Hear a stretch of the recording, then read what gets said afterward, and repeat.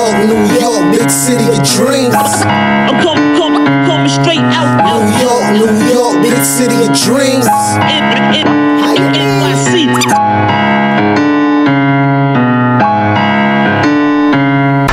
I got a 19-year-old and a 20-year-old trying to figure out the NBA, the league that's full of the absolute best players in the world, the best coaches in the world, doing it in the absolute toughest market in America. Give them a break. You know, these guys are learning on the fly. You know, whoever is criticizing them, just let me know how many people can become great at 19 and 20 while they're being punched in the face, and they're learning it all at the same time. Yeah, what's going on? What's going on? Knox heard it. Knox heard the criticism. He wasn't having it. He was lit. Let's go. What's going on, Knicks fans? This is Jails from Nick of Time Show here, giving you that Knicks talk just in the nick of time. We got something special for you today. First of all, in front of me is the man, the myth, the legend. Ryan G is in the building. That's right, that's right. And we got a guest today. What's up, what's up? What's going on? Terry. What's up, people? What's going on, man? We got Terry over here. He has a great YouTube page. You got to check it out. Terry from NYK Terry and Tray. Definitely check out his YouTube page. All sorts of great content there for you to check out. For me personally, I love the infamous Frank Ntilikina French Prince intro. If you have not seen that yet, you haven't lived yet. If you haven't seen it, you're not a real Knicks fan, so you probably should see it. Otherwise, I question you. Facts. Facts. What's up, guys? Happy to be here. You know, check out the YouTube show. We got a lot of dope stuff coming, but let's get into this Kevin Knox stuff. Because let's get into this Kevin Knox. Let's go. You just want to straight into it? You just want to go? You want to talk about it? Okay, we can do that. Let's get into Kevin. Let's get into it. All right. So, if you've been living under a rock lately, or if you don't leave the New York Post, I'm gonna let you know what's been happening in Knicks land. You know, NY Post puts out. Would you say salacious might be the word? Hit piece? That's a hit piece. A hit piece? Yeah. A hit piece. He put out a hit piece. He put out a salacious article, hit piece, if you will, talking about our young guns. Kevin Knox and Frank Ntilikina.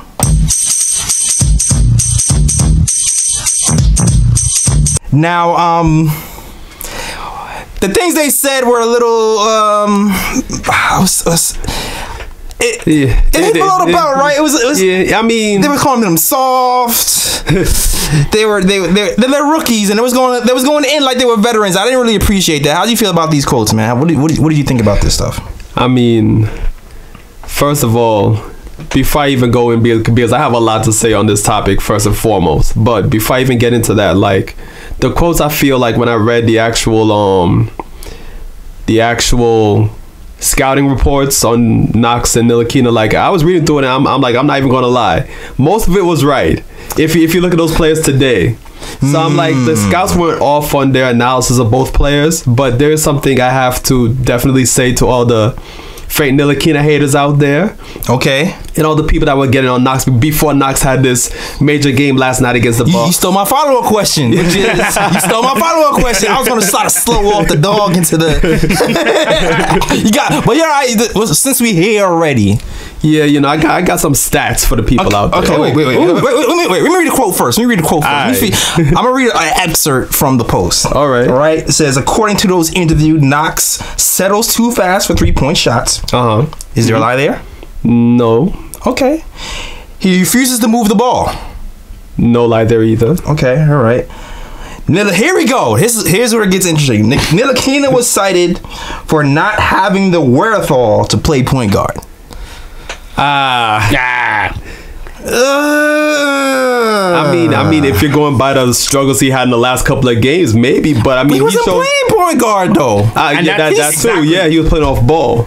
But I'm just saying that the times that he has played point guard, you know, certain times this season, he has shown that he has the ability to play there. Like, it's not like he has no ability whatsoever. I understand. I'm with you. Do you have something to say? Yeah, I was gonna say, I think, remember who drafted Frank and what the plan was? Now, We don't say that name sometimes. You don't want to talk about him anymore. Yeah. But regardless of if he had some dementia going on, but Phil Jackson had some kind of plan. He drafted Frank and Dot. Look at that team. Just look at that team of KP, Frank, and Dot. I see 3 great defenders, right? Yeah, that was the plan from the jump. That's 2 great defenders. You got a spot up shooter. Yeah. In Dot, you got a non-ball dominant point guard. And you got KP. Phil got fired a month after. So you never really saw what that plan was. People say triangle, but I'm not even gonna completely marry myself to that. I think Phil, and he spoke in his presser about Ntilikina. I watched it again. He spoke about what he saw in Frank, and he gave me the impression that was someone who had a plan. And he knew Frank was going to be a slow growth kind of thing. I think everybody is. Even on this show, I said it myself last season when we first drafted Frank. And even before we had Tim Hardaway Jr., in my mind, I was like, Dot is going to pop first. Yep. But Frank is going to pop later because he has longer to go. But Dot is going to pop first because he's going to be a role player. He already seemed like he was a shooter in college. Yeah. Once he gets to time and figures out the NBA pacing of the game, he's going to pop first. Frank is going to be a defender. Yeah. He's eventually going to be a 3-point sniper. I still feel that way because of what he did in Europe. And he'll, bare minimum, in my mind, Frank was going to be a really good 3-and-D point guard. With I agree. Position with a chance to be able to pass well. Like he's gonna have some nice passes. It's like he's gonna be able to do some things. Now I know you've been waiting patiently, Ryan. Let's circle back. We're gonna circle back. I know you got some stats and the facts. Need you the stats and the facts, man. Yes, sir. So what are the stats and the facts for on Frank or Knox or whoever you got right now? The stats isn't even really related to Knox and Frank. These are other players that people, during the early part of their careers, they weren't showing much, and then all of a sudden they grew and turned into good NBA players. Oh, I did see that somebody actually put up like a little video about the younger players and their stats and how they weren't really developed. Exactly. The first guy I'm gonna point to is go figure. Yeah, exactly. The first guy I'm gonna point to is a Greek Freak. You know how much he averaged his first year in the NBA? 6.8 points per game, 4.4 rebounds a game. You know what was the first year he started averaging over 20 points a game?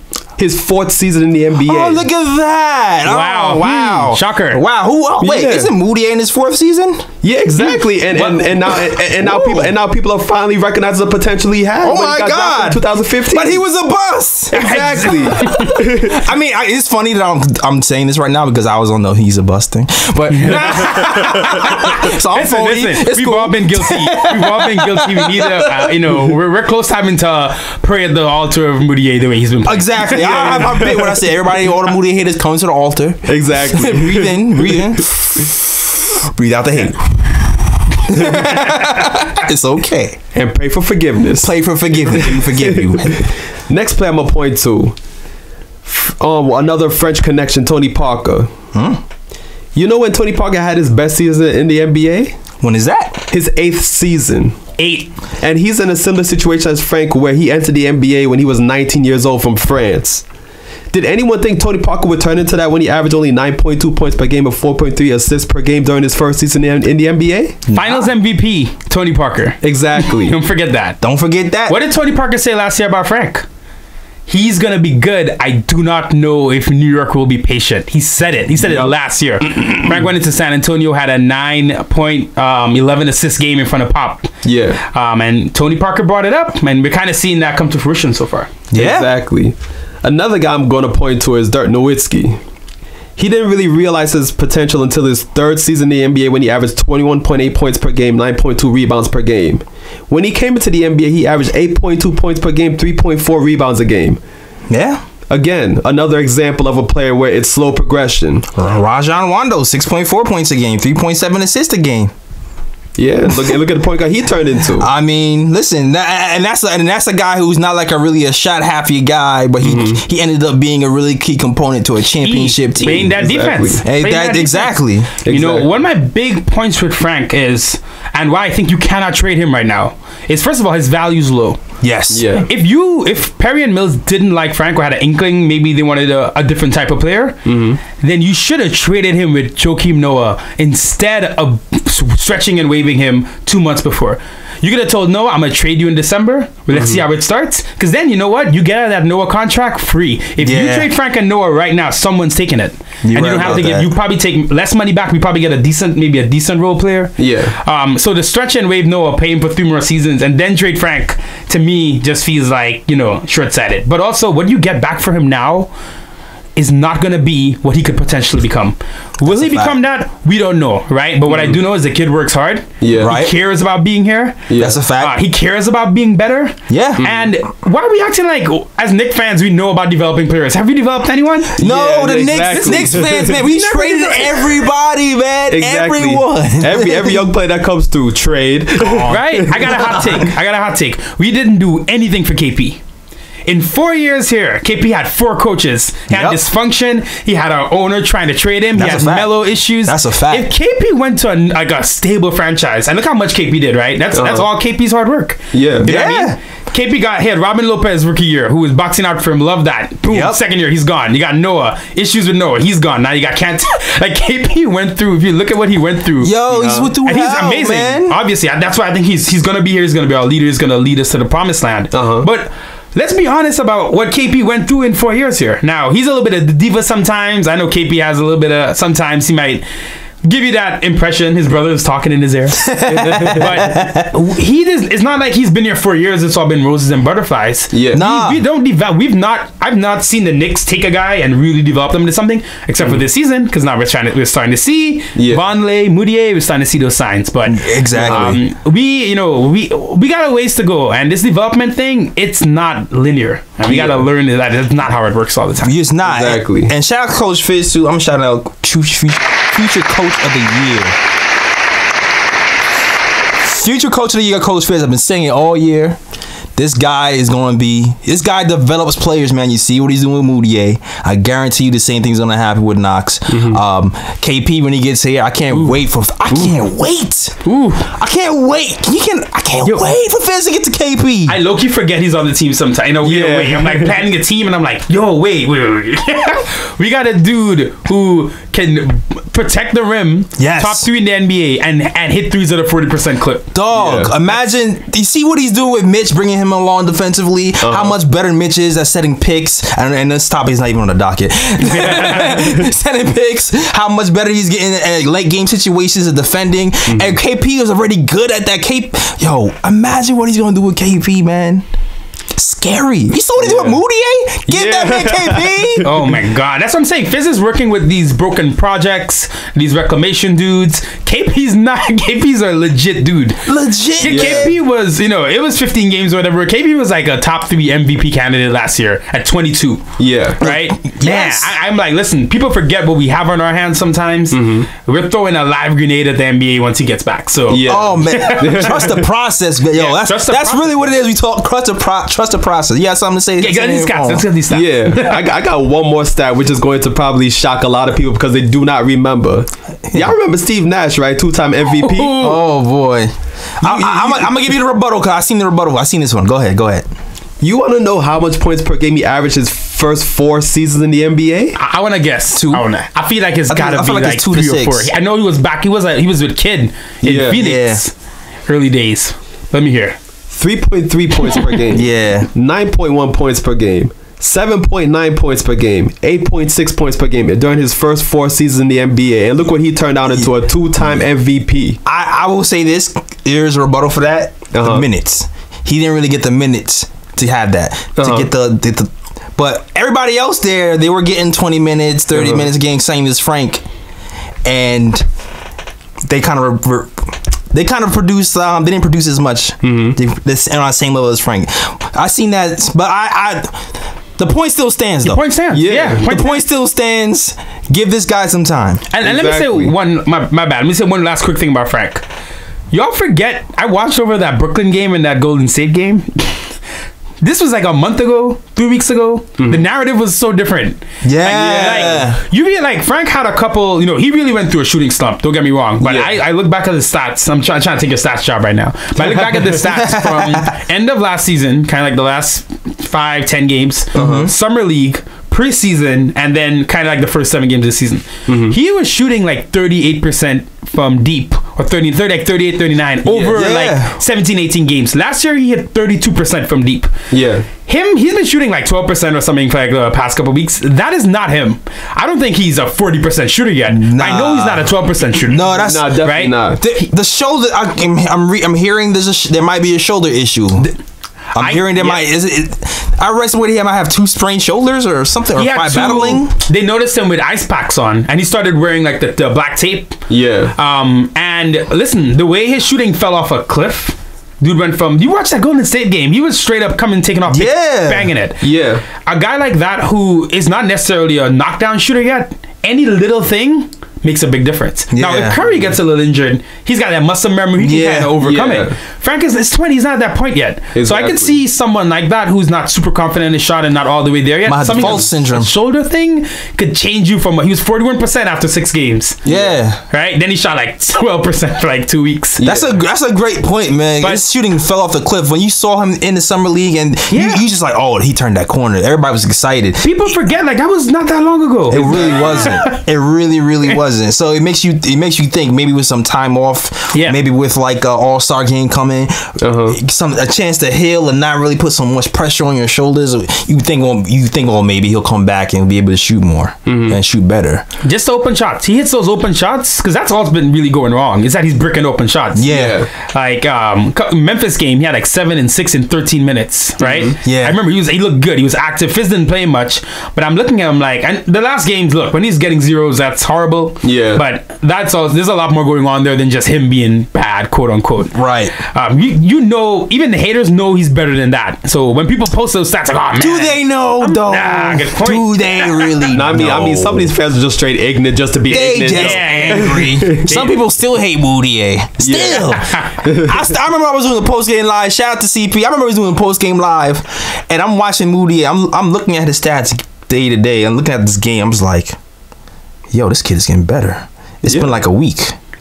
Right? It's been a week. Like he didn't have like a 27-point game or anything yet. Yeah. But I'm just noticing. I'm like, it's trending up. The layups are going in. Yeah. He's falling, but they're still going in. Exactly. He's falling, but they're going in. The jumper is. Yeah. And I get up there live YouTube. I'm like, hey man, Mudiay's getting better. Nah, you bugging, dog. You bugging. Stop it, Jay Ellis. Stop it, Jay Ellis. You don't know what you talking about. You don't know basketball. And I'm just like, all right. I didn't say he was an all-star. I just said he's getting better. He's trending up. You can see he's trending up, man. I think he's not focused now on living up to the draft pick. It just feels like he's just playing ball. Yeah. And I feel like in Denver, and don't get me wrong, this is one thing I want to see with Mudiay. In Denver, he had some hot streaks. Yeah. Right? I was checking out the Denver Nuggets subreddit yesterday on Reddit. Just kind of see if anyone was talking about it. And they were like, yo, are you guys watching Mudiay? One of the guys posted, are you watching Mudiay in New York? And they were all commenting. And they were saying he's had some moments like this. I looked at the stats. He had a couple little hot streaks, but even in New York, he hasn't had game hot streaks, but he's had quarter hot streaks. He had, I think I think one of the games last year, he had like, I was like, okay. But the talent's there. But what I'm seeing now is it doesn't look like a hot streak. It looks like mentally he's on he's free. Yeah, he's liberated. Yeah, free my man Mudiay.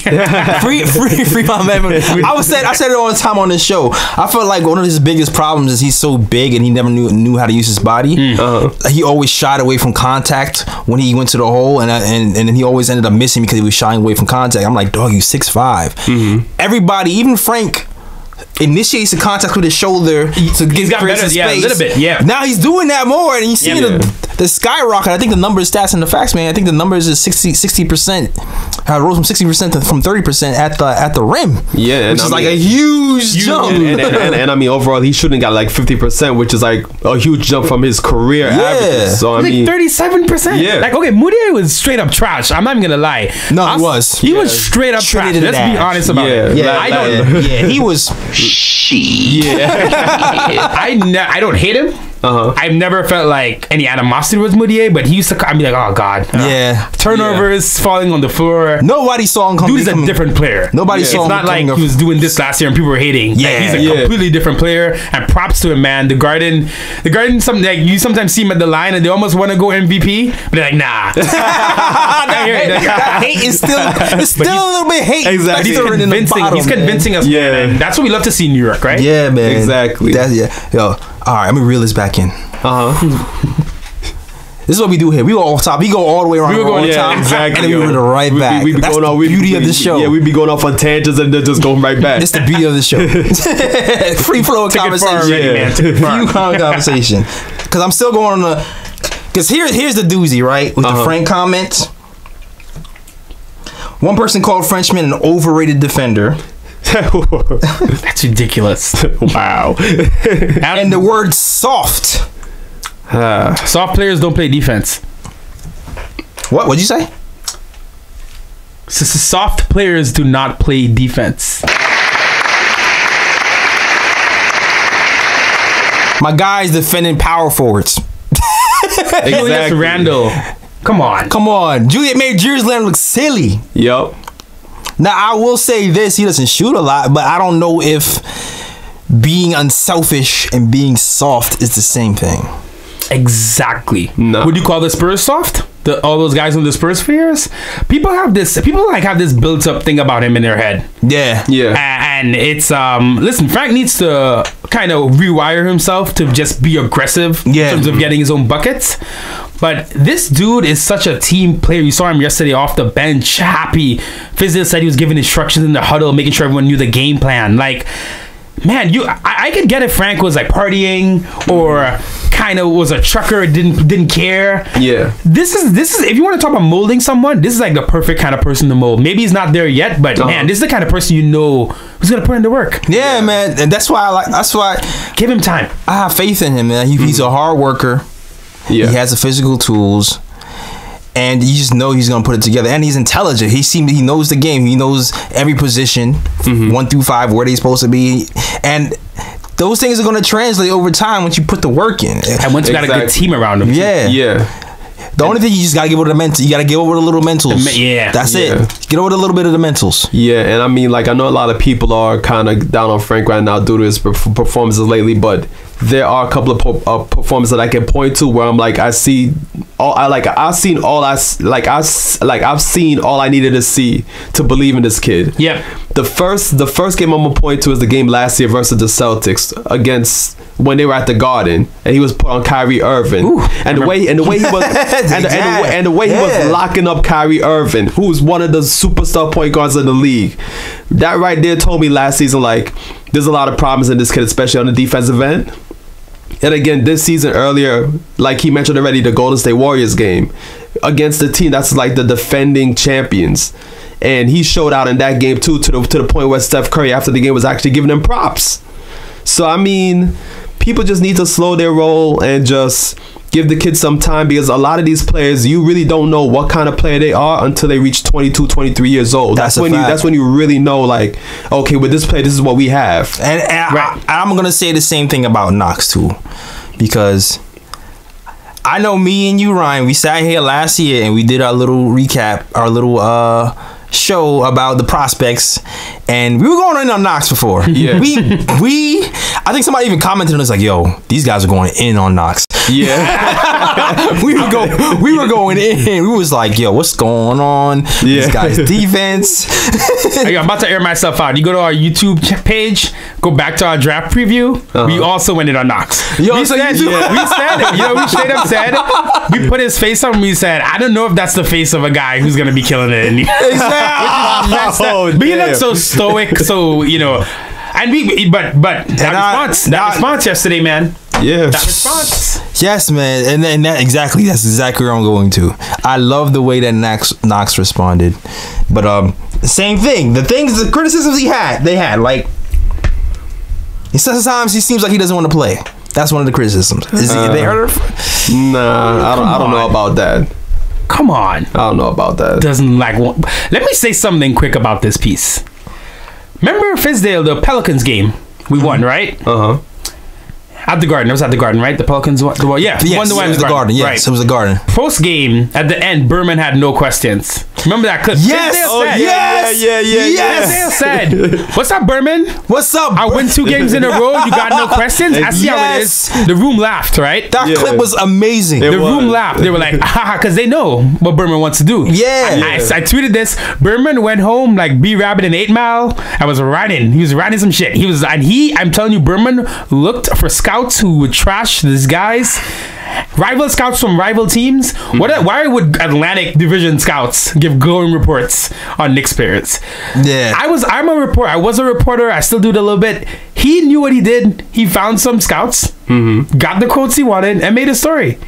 That's a clapback. And thank you for mentioning that, because that puts a whole other perspective on this whole topic. It just seems like the way it was done. Yeah. It was the way it was done. It was the way it was done that was really fishy. Like, there was no news coming out. We had 2 games off. It was really quiet, and he kind of just lobs a bomb in there. Exactly. And everybody goes into a frenzy. And I'm reading all this stuff. I'm like, Lord. I'm like, please, Frank and Knox, don't go on Instagram and Twitter today, please, because it is pandemonium. Yeah. It's like, why go this far? I don't think I've ever read anything that was just straight up negative comment after negative comment after negative comment for like the whole piece. Exactly. Right. It was a little bit and much. Even for Berman, that was a little much. Yeah. Clap back. I said it. I really think. I don't want to speculate. I'm doing it though. No, we speculate all the time. Yeah, conspiracy theories. I'm just watching it. Fizdale calls him out. The reporters laugh because they kind of know what he means, which is basically that, oh, now the Knicks are winning. Berman's got nothing to say. He's got no questions asked. Facts. And then a couple of days later, a little dead time. Now this, because listen, he was B-Rabbit at home. Yeah. You lax and the lax spaghetti. Lickety. Exactly. Pretty much. Mark Berman is a new Frank Isola. Listen, they're replacing him. That was a hold on. And here's the thing too, right? Obviously, we like Frank here, but I would even get it if it was about Frank alone, because he's been kind of bad for about 2-3 weeks now, and he's out of the rotation. He had those zeros games. Yeah. But the way he threw Knox under the bus was crazy. Was so weird because Knox hadn't even been playing minutes. Yeah. Yeah. So I'm like, that really showed me that it was way more than just, these guys and like whatever. That's a fact. Knox hasn't even played 25 games. Right. Exactly, yo. And he missed with the ankle. Like that to me made it feel this is a hit piece. It's definitely a hit piece. There was definitely some hidden agendas in this dog. And Knox hit back. Yeah, most definitely did. Come on, man.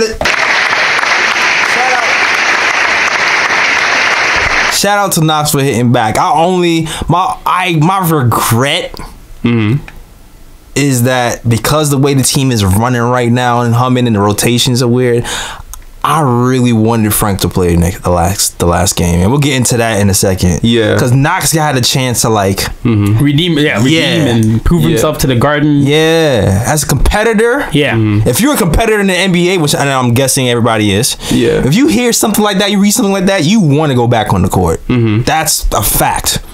Yeah, and you can even tell with the way Frank reacted with LeBron.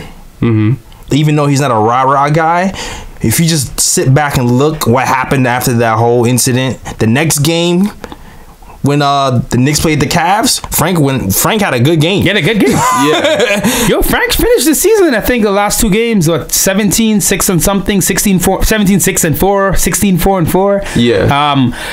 People think Frank is soft. Frank's mom is a Rwandan immigrant. This dude grew up without a father in France. Like, listen, it's not. How many of you guys moved to another country at 18 to speak a different language? Exactly. That's true. Yeah. Just saying, he's a lot tougher than people think. You gotta, if you draft a project, let them be a project. Don't draft a project and then hold them to ready-made prospect standards. Because then you made it. Then you as a franchise just made a dumb pick. That's a fact. Exactly. That's a fact. Which brings me to some things I want to talk about with Frank too. Is after the hit piece came, it kind of simmered the Knicks Twitter sphere, Instagram sphere a little bit. Then right after that happened, boom, trade rumors. People started coming out. I think. Let's see. We had. I think Orlando, Phoenix, Memphis. and Memphis all came out, or not came out, but reports said that they were all interested in Frank. Today, I just saw the Nets. Begley reported that. The Nets? Which... Oh, wow. New info. I didn't even know this. Yeah, Begley, right before we started, I saw it. Begley said the Nets are interested. That would hurt me. Oh, my God. I was so... Now, listen... I know the Nets won because if you look at every time it's not this season, last season, every time Frank played the Nets, he was he had damn near triple double. He was scoring, hitting threes, controlling the pace, picking them apart, locking up the assists. Yep. Like Frank plays well against the Nets. Yeah. So I can see why they would want him because he torched them every single time. Which brings me to John Gambordo. I messed up his name. I always mess up names. From Arizona Sports.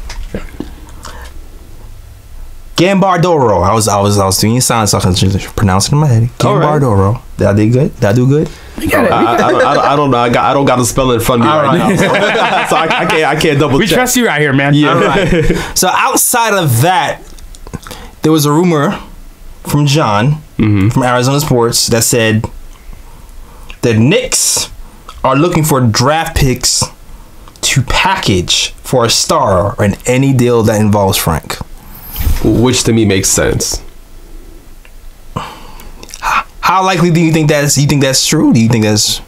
I mean, the way I look at it, I'm like, if the Knicks value Frank in any way, you have to remember Frank was a first round 8th pick. He was the 8th pick in the NBA draft. So if the Knicks are even considering trading Frank, it would have to be a superstar in return. They're not just going to give up Frank for peanuts, especially with the potential he has down the line. So I do believe that if the Knicks are to consider trading Frank, it would have to be in like a blockbuster deal for like a... since this guy's in Arizona, we're gonna use the Suns as an example. Like it would have to be for somebody like Devin Booker, where you would package Frank and picks and stuff like that to bring us. No, I think the thing is they want picks and they're gonna use those picks to package it for somebody else. That's how I took it too. Yeah, like they were trying to get picks back. Yeah. But here's my thing about that. I would be so pissed if we got picks and packaged for a star, and I'll tell you why. What's the record right now? 8-16? Yeah, 8 right? Yeah. We beat some good teams. We're gonna lose some more. It's gonna be up and down. Right. But right now, we're probably gonna get a top 10 pick. Yes. Yeah, more than likely. Yeah. If you get a star this season, you screw that up. There's no more top 10 pick, right? Right. Yeah. So now you might finish 8th. You might finish 7th. You never know. Let's say we go for Bradley Beal, since that's one of the players, Washington might be blowing up, whatever. Yeah. So you package, get Bradley Beal. I know how that works with Timmy, so whatever that is. But let's just say we do some package for Bradley Beal or some other star. Now we're wasting a year of this star's prime because KP's not here and this star is not taking us to anything. Right. But at best, like a 6 seed. And that would be like the peak of him just carrying us. So you waste a year of his prime. You lose the opportunity to get another franchise-changing player. In a year when KP's done. KP's not playing. This is a year from the gods to I don't want to say just tank, but let the season play out. You can add a top 8. Get this drought. Looking at these kids. Yeah, man. The lottery's set up to jump. The lottery's set up to jump. It is. Imagine you get a top 5 pick and then you add that. Then we're good. I think we're supposed to pick Bull. I think the last I think the draft prediction that ESPN came out with, they had us picking Bull at number 5. And I mean, if you see that dude play Oregon, he's like another KP pretty much. Yeah, it's like I was like okay, we're gonna have him, KP, and Mitch. I would dangle him for picks. Because we don't need Bobo with KP and Mitch and Ronley, who I think will be signed. I bet you we can get some good pick. Remember how what Boston did with Tim and Fultz? You just building assets. Dangle Bo. Believe me, the Hawks, if they they're gonna have a top pick, obviously, but they're gonna have the pick from the Doncic trade. They might say, all right, we'll give you 9 for 5, and we'll give you something else. Yeah, I can see that. We could do something good. I can see that. It depends. Darius Garland, Quentin Grimes. I'm not even sure if he's gonna do that yet, though, because even when I was reading these reports, you think back about the summer. Remember the summer when we all had like the press conferences and the fans, and then Steve Mills looked right into that camera and he was like, "We will not trade young players or draft picks for any future stars that just can come here anyway." He looked in the camera and said that. He said it. He said it. He said it. And then he also followed up and he said, "I have people around me who are going to keep me in check. If I start to go off the path, they're going to tell me." Because he knows he will go off the path. Ron Baker, 2 years, $9 million, and a no trade clause. Dog, man. Tim Hardaway Jr., who, listen, Tim's doing well this $8 million trade kicker. But he's performing though. He's performing his contract right now. Though. I'll give him props to that. Yeah. Yes. I'll give him props. But we signed Courtney Lee as shooting guard the year before. We trade Melo, so it's a rebuild. Yeah. And you sign someone for $19 million. Yeah. Dotson just got drafted. What if we just paid Dotson at the 2 that year and kept the money? Yo, there's so many of these things. Yo, last season, I was mad excited Dotson was coming. I was so excited. I remember I was like, yo, because I was doing mad research. I was like, yo, I think this is a steal. I saw him in Summer League. I tell you the day when I was like, oh, this is the kid is right. This is the kid. Summer League. Yeah, the Orlando Summer League. We were down, I don't know how many points, like 10 points or something like that. I don't remember. A minute left. I'm looking at the box score. I'm like, Dotson's not playing well. He got like 0 points. There's only a minute left. I look up. This guy has 9 points. Like damn near like 10 rebounds and like 2 steals. I was like, wait, it's been a minute. Wait, what happened? Wait. I was like, yo, he hit like 3 threes like nothing. Then I start to realize, okay, he can go off a sniper in a second. Sniper. And just lock in. And I was like, and I started to watch him. I was like, okay, his 3-point shot is good. This is going to translate. Yeah. This is going to translate. It is smooth. Yeah. Dotson's turning 25. This dude was ready made. He stayed in college. He was ready. Listen, if he played last year, he would have been balling too. Yeah. And I think if you're a real Knicks fan, you knew that. You hit 30 points in the last game against 30 and 10. 30 and 10. 30 and 10. Oh man, his rebounding is incredible. Yeah, as a shooting guard. Phil Jackson had a plan. And lockdown defense. That was the real thing. The defense. You saw what he did against Giannis. Like, he's a defender. So I was thinking in my mind, I was like, yo, we're gonna have Frank with Dotson, KP. Defense is gonna be crazy, but it didn't exactly happen. But we get back to it, hopefully. And I know we're going all around the world. Yeah, because we Knicks fans, and bring it back. Here's what I was going though. All these trade rumors. Do you see a future for Frank here, long term? Like, I know we all like Frank. Yeah, but that's different from seeing a future for Frank. Because you look at the landscape, Mudiay stepping up. Trey Burke, it seems like Trey Burke is ahead of him in the depth chart. And after the last game, Trey Burke went down, and you think, oh, here's Frank. He's gonna be able to get some point guard minutes today. He gets a DNP. Alonzo Trier now seems like he's above Frank on the depth chart as a point guard. He has almost a triple-double as a point guard playing, what game was that? The Pistons game, I believe. Was it the Pistons game? The 24, 10, 7, something like that, right? 24, 10, and 7. Yeah, Pistons. Playing a point guard role with the Pistons game. So then you start to think, like, okay, what's happening here? Is there a real future for Frank here? Is it good for Frank to still be here, or what should we like? I mean,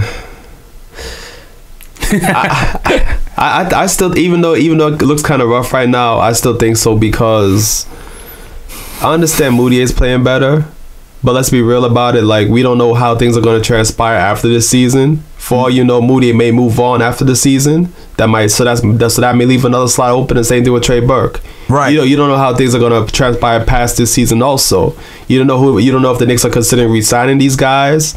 You don't know if the Knicks are considering going after a point guard of free agency. Like, you really don't know what the Knicks brass is thinking at the moment. So those are two guys right there where they could potentially be gone. Yeah. After this season.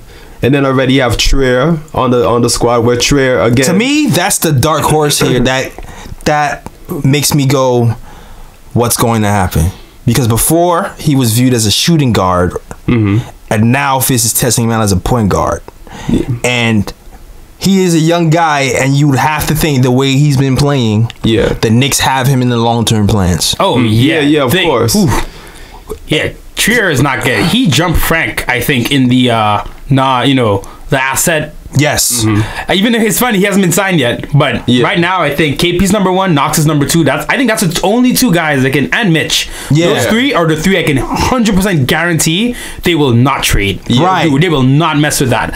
Trier, they is getting in that group. He's not already there. They have to sign him now and figure out how this is going to work, because that's a whole thing we're probably going to get into as well. Yeah, we're going to hit that a little bit later. Yeah. But he I'll be honest, he jumped Frank, because I think Frank was in that higher group. Maybe not the top 3, but he was definitely in that top 5, right? Top 4. But Trier, definitely, if you look at the Knicks right now, even me as I love Frank, diehard Frank fan. He's on a bubble now. I would trade Frank before I traded Zoe. Yeah. And that's just the truth. And just to go real quick on your point is, I don't know.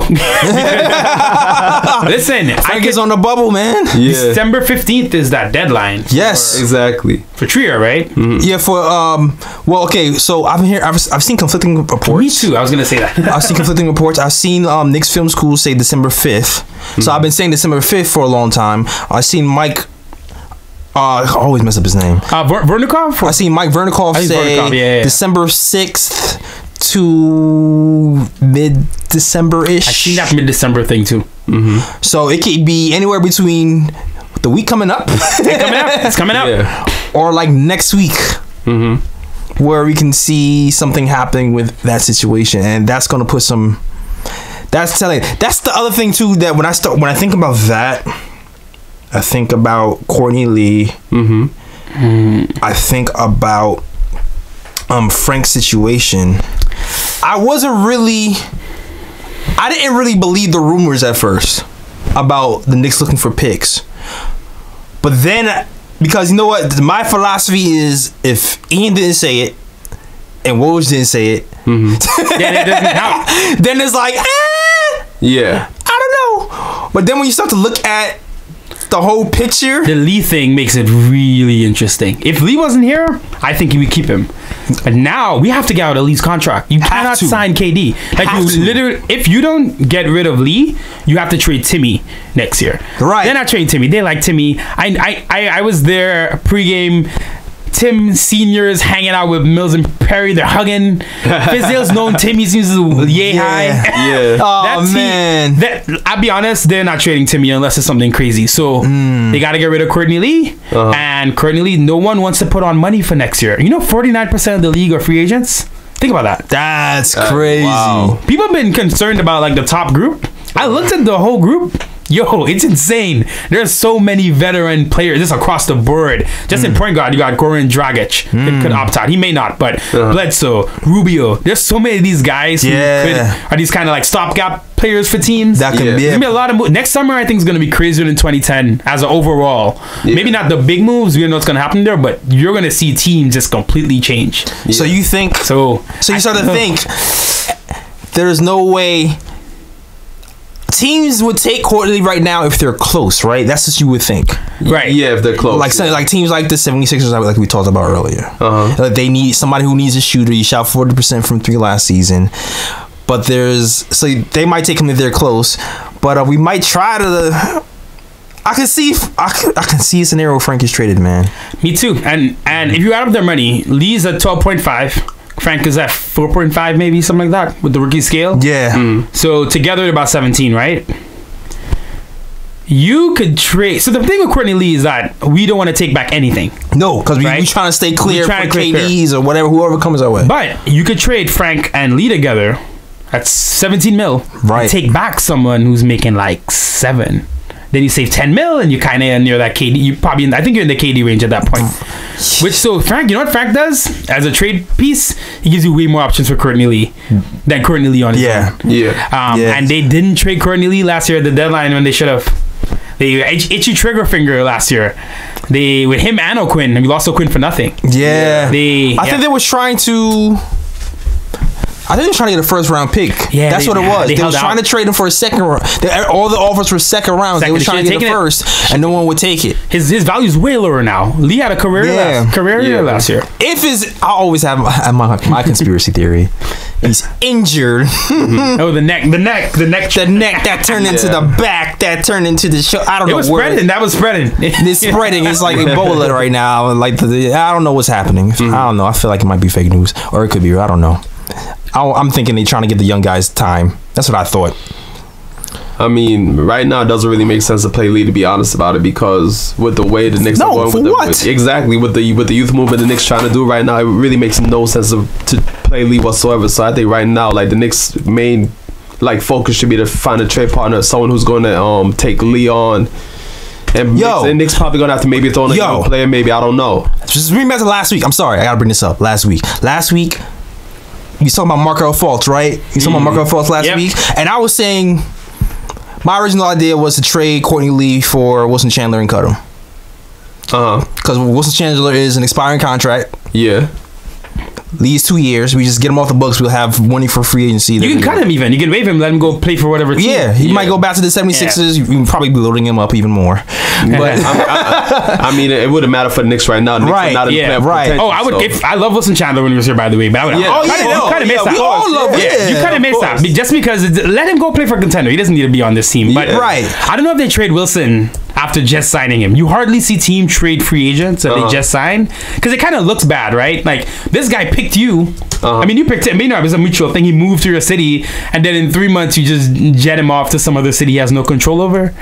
And they also want money for next year, because I think, unless I'm wrong, the way their stuff is structured, they can add someone else, even with Jimmy Butler, I think. Who? Wait. Philly can add somebody else. It's going to be tough though, because I think the cap situation, like, they're going to have to be very creative with the way they move pieces and stuff like that to open up that other max spot. Space. Yeah. But Ben Simmons is on that rookie deal, which is huge, because they got a star player on a rookie deal, like a $5 million, whatever it is. But what I was getting to was we was talking about whether we should bring Markelle Fultz. At first, I was like a hard no. Then I was like, well, maybe we could. But then I was like, but we already have too many damn point guards who we can't develop everybody at the same time. It's just not possible. Yeah.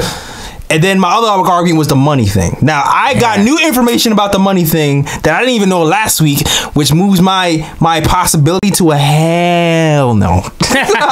He makes bread. What, with going after Fultz? Yes. Yeah. Okay. Because I was thinking, the bread, because I was thinking it was going to be $8 million, which is like, damn, it's still a lot for a project, right? But then I realized it goes up from $8 million to $9 million to, I believe, what, $12 million? 12. This is the thing people forget. Yeah. These number one picks be making good money. Yeah. Like, it's a rookie scale, but it's a high scale. Yeah, it's a high rookie. So I think it goes to 12. What is it? Go to 15? No, I think 12 is the last year, the fourth year. If I'm not paying $12 million for a project. Like, I don't know. No, New York. Now we good, fam. We good. No, we good. Bro. We good. Yo, can you imagine the hit pieces on Fultz? Oh my God. Be following this dude around the city. For real. And Fultz couldn't lift a drink at the club last night. Yeah. He can't get in anyway. He's young, but Fultz doesn't need this. He does not need this. He does not, exactly. You're talking about how hard the Philly market is. Imagine Mark Berman gets a hand of Fultz. They'll be salivating like the hyenas, hyenas in Lion King, man. Oh man, Berman gonna try to look for those Atlantic Division scouts again.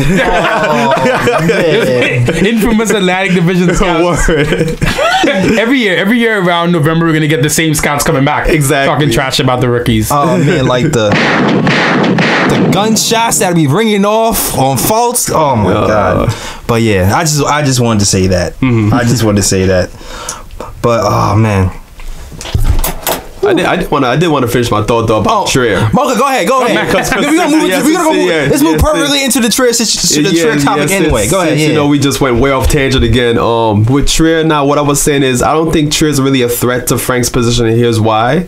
Because Fizz is trying to play positionless basketball. Trier, you can put Trier at point guard. You can put Trier at shooting guard. The same way that you can move Frank around to like a point guard or a wing. So I'm like in some instances you can play them together in some instances. So I don't think Trier is really a threat to Frank, even though last night against the Bucks he did have Trier at point guard. Right. So here's the thing. To me, he's absolutely is a threat. I completely disagree with you with that one. He is absolutely a threat. Yeah. First of all, this season because there's so many guards. Yes. But I'm saying that long term, right? Yeah, long term. I'm not sure because again, I don't know if Mudiay is going to be here next season. I don't know if Burke is going to be here next season. And say for example, those two go. Then that's going to obviously leave more spots open, and then that's where Frank can fill in somewhere. I think my thing is, I don't see both of them going. Between who? Burke? Well, who's Burke and Mudiay? I think Burke's gone. Mudiay's staying. Exactly. I think Mudiay. Yeah, listen, they had to choose. Yeah, if you're looking at the depth chart, yeah, he's gonna say there's no team in the league. Look, Mudiay's gonna take years to shake off this bust label. Mudiay was horrible. I say it again. Teams around the league do have no interest in Mudiay. If Mudiay didn't play well this season, he might have been in China again. Yes. So that's a fact. This offseason, unless he just like completely morphs, what's gonna happen is I just don't think any team is gonna start Mudiay. No team's gonna put this much effort or time into him. Right. And I think if Mudiay goes back to the bench for a coach that doesn't really like him that much, might see that regression again. 'Cause I think Mudiay is a kind of confidence guy. Yes. Yeah. So not to say we can get him for the vet min, but I think we're gonna figure out a way because Fizz loves him too, man. They're gonna figure out a way to keep him. I think Burke should be traded at the deadline. Trey Burke's been not great story. Really love the guy, but if you look at what's going on and if Trey Burke, the way he plays as well, Trier is kind of does everything Burke does, but more efficiently, and he can play defense and he's not small. Yes. Yeah. And just thinking long term, right? Yeah. I think you trade Burke at the. I think my deep down thing, you send Frank to the G League if he's not playing minutes. You taking my takes. Go ahead. Send him to the G League. Listen, people forget Dotson was in the G League last year. Yes. At 23. Frank is 20. Hardaway was in the G League older than Frank. Yeah. Trey Burke was in the G League at 25. Yes. Send Frank to the G League. If he's not going to play, send him to the G League. Let him play point. Tell him he's got to score. Mm-hmm. Right? Do that till, do it for January, December, whatever. Mm-hmm. Get rid of Burke. Mm-hmm. Maybe get a second rounder back, whatever. Use him with Lee. Do something there. Bring Frank back in for the home stretch when we may just be developing, and let him play backup one. I saw the notes. My takes. You can't come back. You can't come back. But I was thinking the exact same thing, man. Because when you start to look at this team, the way it's built, and the glut we have at wings, especially now that you're starting to see Dotson start to establish himself right now. And you really know we need the defense at that point guard spot. We need it. Yeah, we need it. And I love Burke too. I actually was like. I was like, man, I really like Burke. Yeah. I think that I don't know what's going on with his assist numbers. I don't know if it's the way the team is being run. I don't know if it's because we don't have KP anymore. We don't. The rolling isn't like he had 7. He was averaging 7 assists as a starter last year, right? And right now, that just threw off a cliff. Yeah. Right, so, but then again, I don't know though. I don't know if we can really put that on Burke because the Knicks exactly in general, like near last or last in assists per game. So I mean, so I don't know if I don't even know if that's fair to say that's Burke's fault because it's a ball hog and because I've seen him do it last season. So what's the difference between this and so I have and the same thing goes with Frank. I've seen Frank pull off some passes last season that I don't see any of that stuff this season. Him and Kyle Quinn had like some nice stuff cooking last season. So you start to think maybe it's the type of players we have on the roll side. They don't have the chemistry built up where the Knicks are getting those assists from the point guards and But that's neither here or there. Yeah. Where I was really going to is the Frank to the G League with the wing glut and where I feel like his maximum capability is a point guard defending other point guards and causing havoc and distributing the ball. I feel like he needs to get those G League reps in. Just give him that homework. You have to take 10 shots a game. Yeah, you have to work off the dribble. Like this is what you do. Do that all year. That's it. Bring him back. Listen, you brought it up earlier, right? Yeah. You said it. That Frank. You've seen, if you watch, I tweeted this too. You could put together, if you watch all his clips, a dope 30 point, 15 assists, 10 rebound game for Frank, right? Right. Things he's done. He's shown he had that nice little off the dribble move against Kyrie where he had that kind of up and under layup. Right. Last year he had that cool behind against a Magic where he faked the Rondo pass, laid it up. You've seen all these little flashes here and there. We saw the 3-point shooting against the Warriors. I don't think Frank is incapable. I just think he right now just doesn't have the mindset to just do it over and over. That's why I think he's someone you send to the G League and just tell him just keep doing it. Right. He'll bet, and his confidence. He'll come back and start doing the same thing at this level. Because I honestly feel him being with the team right now is not the best thing for him. I mean, to be real about it, like I understand where everybody's coming from, but I don't think that's what the Knicks are going to do with him, though. I don't think it's going to do with him either. Because if you see the way Fizdale has done his rotations this season, when he feels like a player hasn't done well recently, he'll sit that player down for like 3-4 games, and then he'll wait for like the right time when like a game comes where like maybe it's like, say for example, the Knicks are struggling and the Knicks need like some type of spark off the bench. I think that's what he's going to do with Frank. He's going to let Frank sit like 3-4 games. But that's the thing, and have him like think like, you know what, and like have him kind of hungry, like, you know what, man, I want to get my minutes back. Right? Yeah. And then when that time comes when the Knicks are struggling, and then Fizdale's like, all right, you know what, I'm gonna put you in the game. I think Fizdale's thinking like that's gonna make Frank more hungry, and then when he finally puts him in the game, Frank is gonna perform. Here's the thing though, like he's not built like Dotson. Dotson is like a microwave. Like there's certain players who can come in hot, and there's certain players who are rhythm players. Frank is a rhythm player. He's a slow burn. I don't think him not playing point guard for 4 games and all of a sudden playing point guard for like the whole, it's gonna take him like 2 quarters to get warmed up, which is why I'm saying I think it's better for him to go to the G League where he can just get reps in. He needs the most reps out of everybody. That's it. I think Frank he needs reps. And the thing is about the G League, you can have them go back and forth. It's not like he's done. Right. Yeah. When you have a homestand, right? Send him down there. I remember remember Josh Harrelson? Was it Josh Harrelson or Plumlee? One of them in the past. They had like a G League game and they had to like rush to the city and like run through the streets to get to the Garden for that game that night. Cornette and Dotson was doing the same thing last season. Dotson, I think you give him, I think he just needs some time to just play.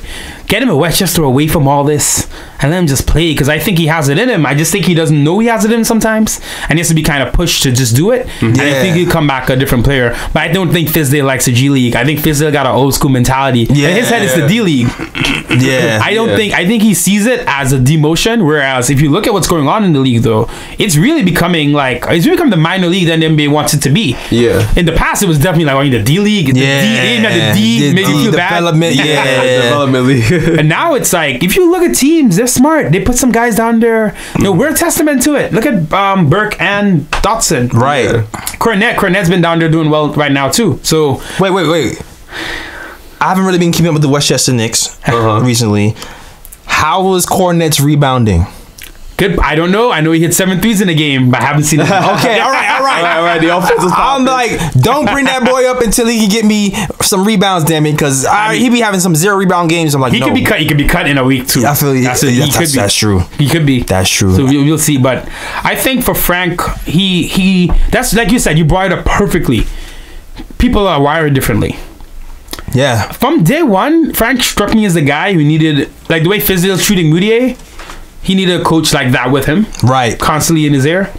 I think Fizdale likes Frank. I think Fizdale looks at that defense at 20 and is really impressed with it, and he knows that's something special. But just to go back real quick to the trade stuff, I don't know if Fizdale might think, I don't know if this is a guy for me. Yeah. Some of those guys that developed that we brought up earlier, they had to go to 3 different teams for the right coach system, the right everything. Fit, and keep an eye on Trey. Keep an eye on. You got the boards. You got the got the rebound stats for Luke. All right, stats and the facts, man. He's actually grabbing 8.9 rebounds a game in the G League this season. Okay, all right. I see you. That's what I like to see.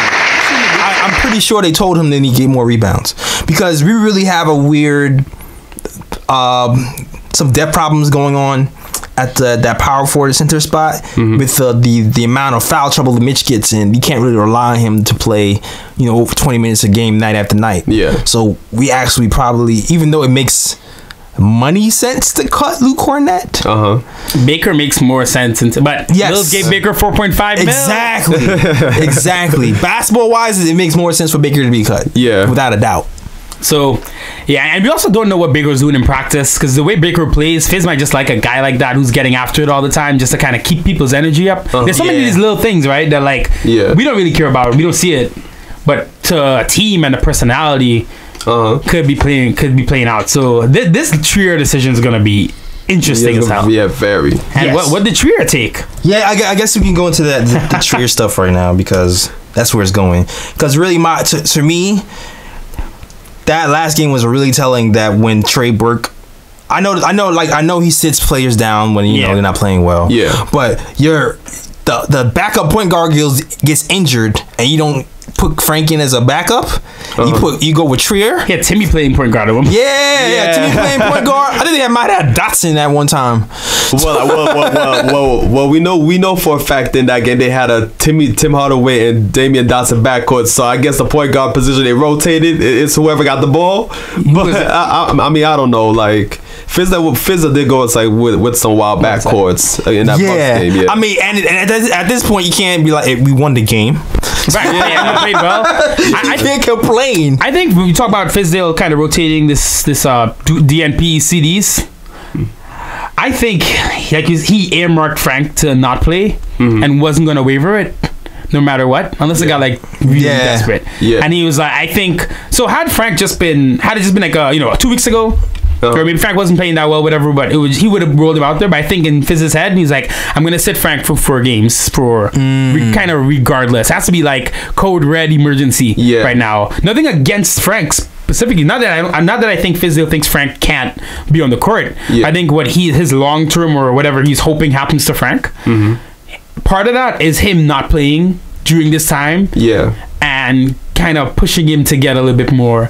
You talk about Frank's mentality. Frank feels like a guy, you punch him in the face and he'll just change. Yeah. But he won't do it till you punch him in the face. Yeah, you gotta punch him first. You gotta punch him. Like, he's not gonna be an asshole or anything like that, but you push him, that Rwanda will come out real quick. Yeah. Exactly. And I just feel like so far in Frank's career, like, I don't think there's been a time where Frank has really like felt like,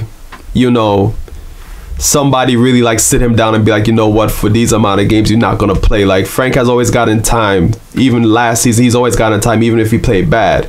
But I think Fizdale, like, I think him sitting down a few games, I think like to Frank, like, that'll help him like get a renewed spirit, because he's gonna be like, damn, like, this is like the first adversity I'm really feeling right now, because guys are like getting ahead of me in the starting lineup right now in the rotations, and I'm being sit down for a few games, and I feel like when Frank finally gets an opportunity, he's gonna ball. That's what I believe. But keep an eye out on this Trier thing.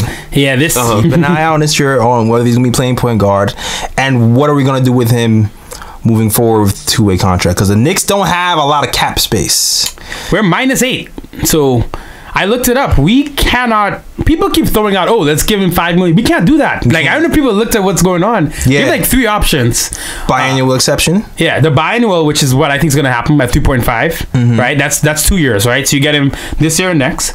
There's a minimum, which means I think he's an RFA at the end of the year. Yeah. Which you don't want. His bird rights. Yeah. Because people are going to be throwing money at Trier at the end of the season. Exactly. Yeah. And a starting shooting guard role. Exactly. Yeah. So you do not want to have to match a contract for it. So what's the third option? It's the rest of the mid-level, which is like nothing, because I think we spend most of it. Exactly. So I think it's going to be the biannual 2.5 for 2 years. If I'm ISO's agent, though, I'm like, yo, take the minimum. Watch how much bread you're going to get this summer. Exactly. Perfectly, yes. Trier's situation is a little tentative right now. Very tentative. I know New York is interested in Trier, but is Trier interested in New York is a question mark. Because of the way he's playing, his value is up. We don't have his bird rights. It can get a little sticky. And I'm gonna read this quote too from Trier himself. Because he understands the situation, but also recognized that we were supposed to pick Trier as a second-round pick. That Athletic article. Exactly. Blew me away. The Knicks. Well, I think the Knicks denied this, but Trier said that the Knicks promised that the Knicks would pick him up at the second round and pick 36. They ended up going with Mitch. So he was sitting there like, you know what? You guys passed on me too, right? That quote from that. So that's in the Athletic article by Mike Vernikoff. I read that and I'm like, here's the thing. Again, the Knicks didn't do anything for Trier, did we? Trier was balling. I think anywhere he went, he would have balled. Now, maybe the minutes here were better for him. You know, Fizdale was going to play him. But I feel like any team you put this dude on, he would have killed whoever it was in front of him. It didn't matter. Trier knows. And listen, you got Frank making 4.5, Ron Baker making 4.5. Trier's making 70,000 right now. Right. Trier's making 70,000. He's like he's middle class. So I do think deep down he'll take the biannual. I hope so. But you could see it because I think he likes a vibe and I think he sees a role. I think he likes New York as well. But you could see. I wonder how much his agent's in his ear because his agent's looking for a payday too. Oh, you know it. I'm telling you, Trier keeps this up. This is he's playing like a top 10 pick. Those top 10 picks. That's a fact. He's playing like a top 10 pick. Those guys are making what 4 or 5 million, 6 as you go up. And we don't have the bread for that, right? We don't have no bread for that. All we have is 3.5. So that makes the whole Courtney Lee thing even more interesting. If you can clear cap, and that makes which is not likely. If you trade Lee and Frank, now you're under. Yeah. Depending on what you take back, and that's the other thing too. It's a lot of hard decisions because we don't want to lose Alon. We don't want to lose Zoe. We definitely don't want to lose ISO Zoe. But we give him the money he actually really deserves. Then we're back into we're not going to have the money for KD thing. Trade Timmy. Timmy's in the family like the mom. I know. Yeah. I'm just being real about it. Tim's been good this season. I will not hate on him. He's been taking charges, been going to the line. I think he doubled his free throw rate. Right, Kathy? Kathy's another player, somebody else who's on the show. I got you. Okay. Is a Timmy fan? Or Timmy? No, she's not a Timmy fan. No, she's a Timmy hater. She's a Timmy hater, which is why I say like getting but Timmy's shooting 39% right now from the field. Like it fell. He fell off a cliff. And I've been watching Timmy for so long in New York specifically, right? In Atlanta, Bud had him on a leash, ranked him out the game. You read my mind again. Go ahead, keep going. But what I was gonna say real quick is that can Timmy be a real third option where he's not shooting as much? Is he? Yeah. Because when you're a third option, right? Because that's what he's probably going to be next year if things go to plan, right? Right. Even if the draft, let's say you get Zion should be the second option in my head if something like that works out. But we're trying to get a free agent, KP and whoever we get, right? Dotson to me is a better third option shooting guard than Tim Hardaway Jr. because Dotson's going to play defense. Yeah. He's going to take spot up shots. Yeah. Tim Hardaway I can see struggling in that role. The same way Trey Burke is a better first option than a fourth option. Yeah. No, for and the real. way Frank is probably a way better fifth option than a third option. Yeah, exactly. So it's so much team building. Because when you look about when you start to think, we get into this whole other conversation I didn't even plan on having, but it's great. When you think about the way Tim Hardaway Jr. was playing at the beginning of the year towards now, and look about who's contributing. In the beginning of the year, it was, I'm Tim Hardaway Jr., I'm taking all the shots. All the offense went through him and Cancer, right?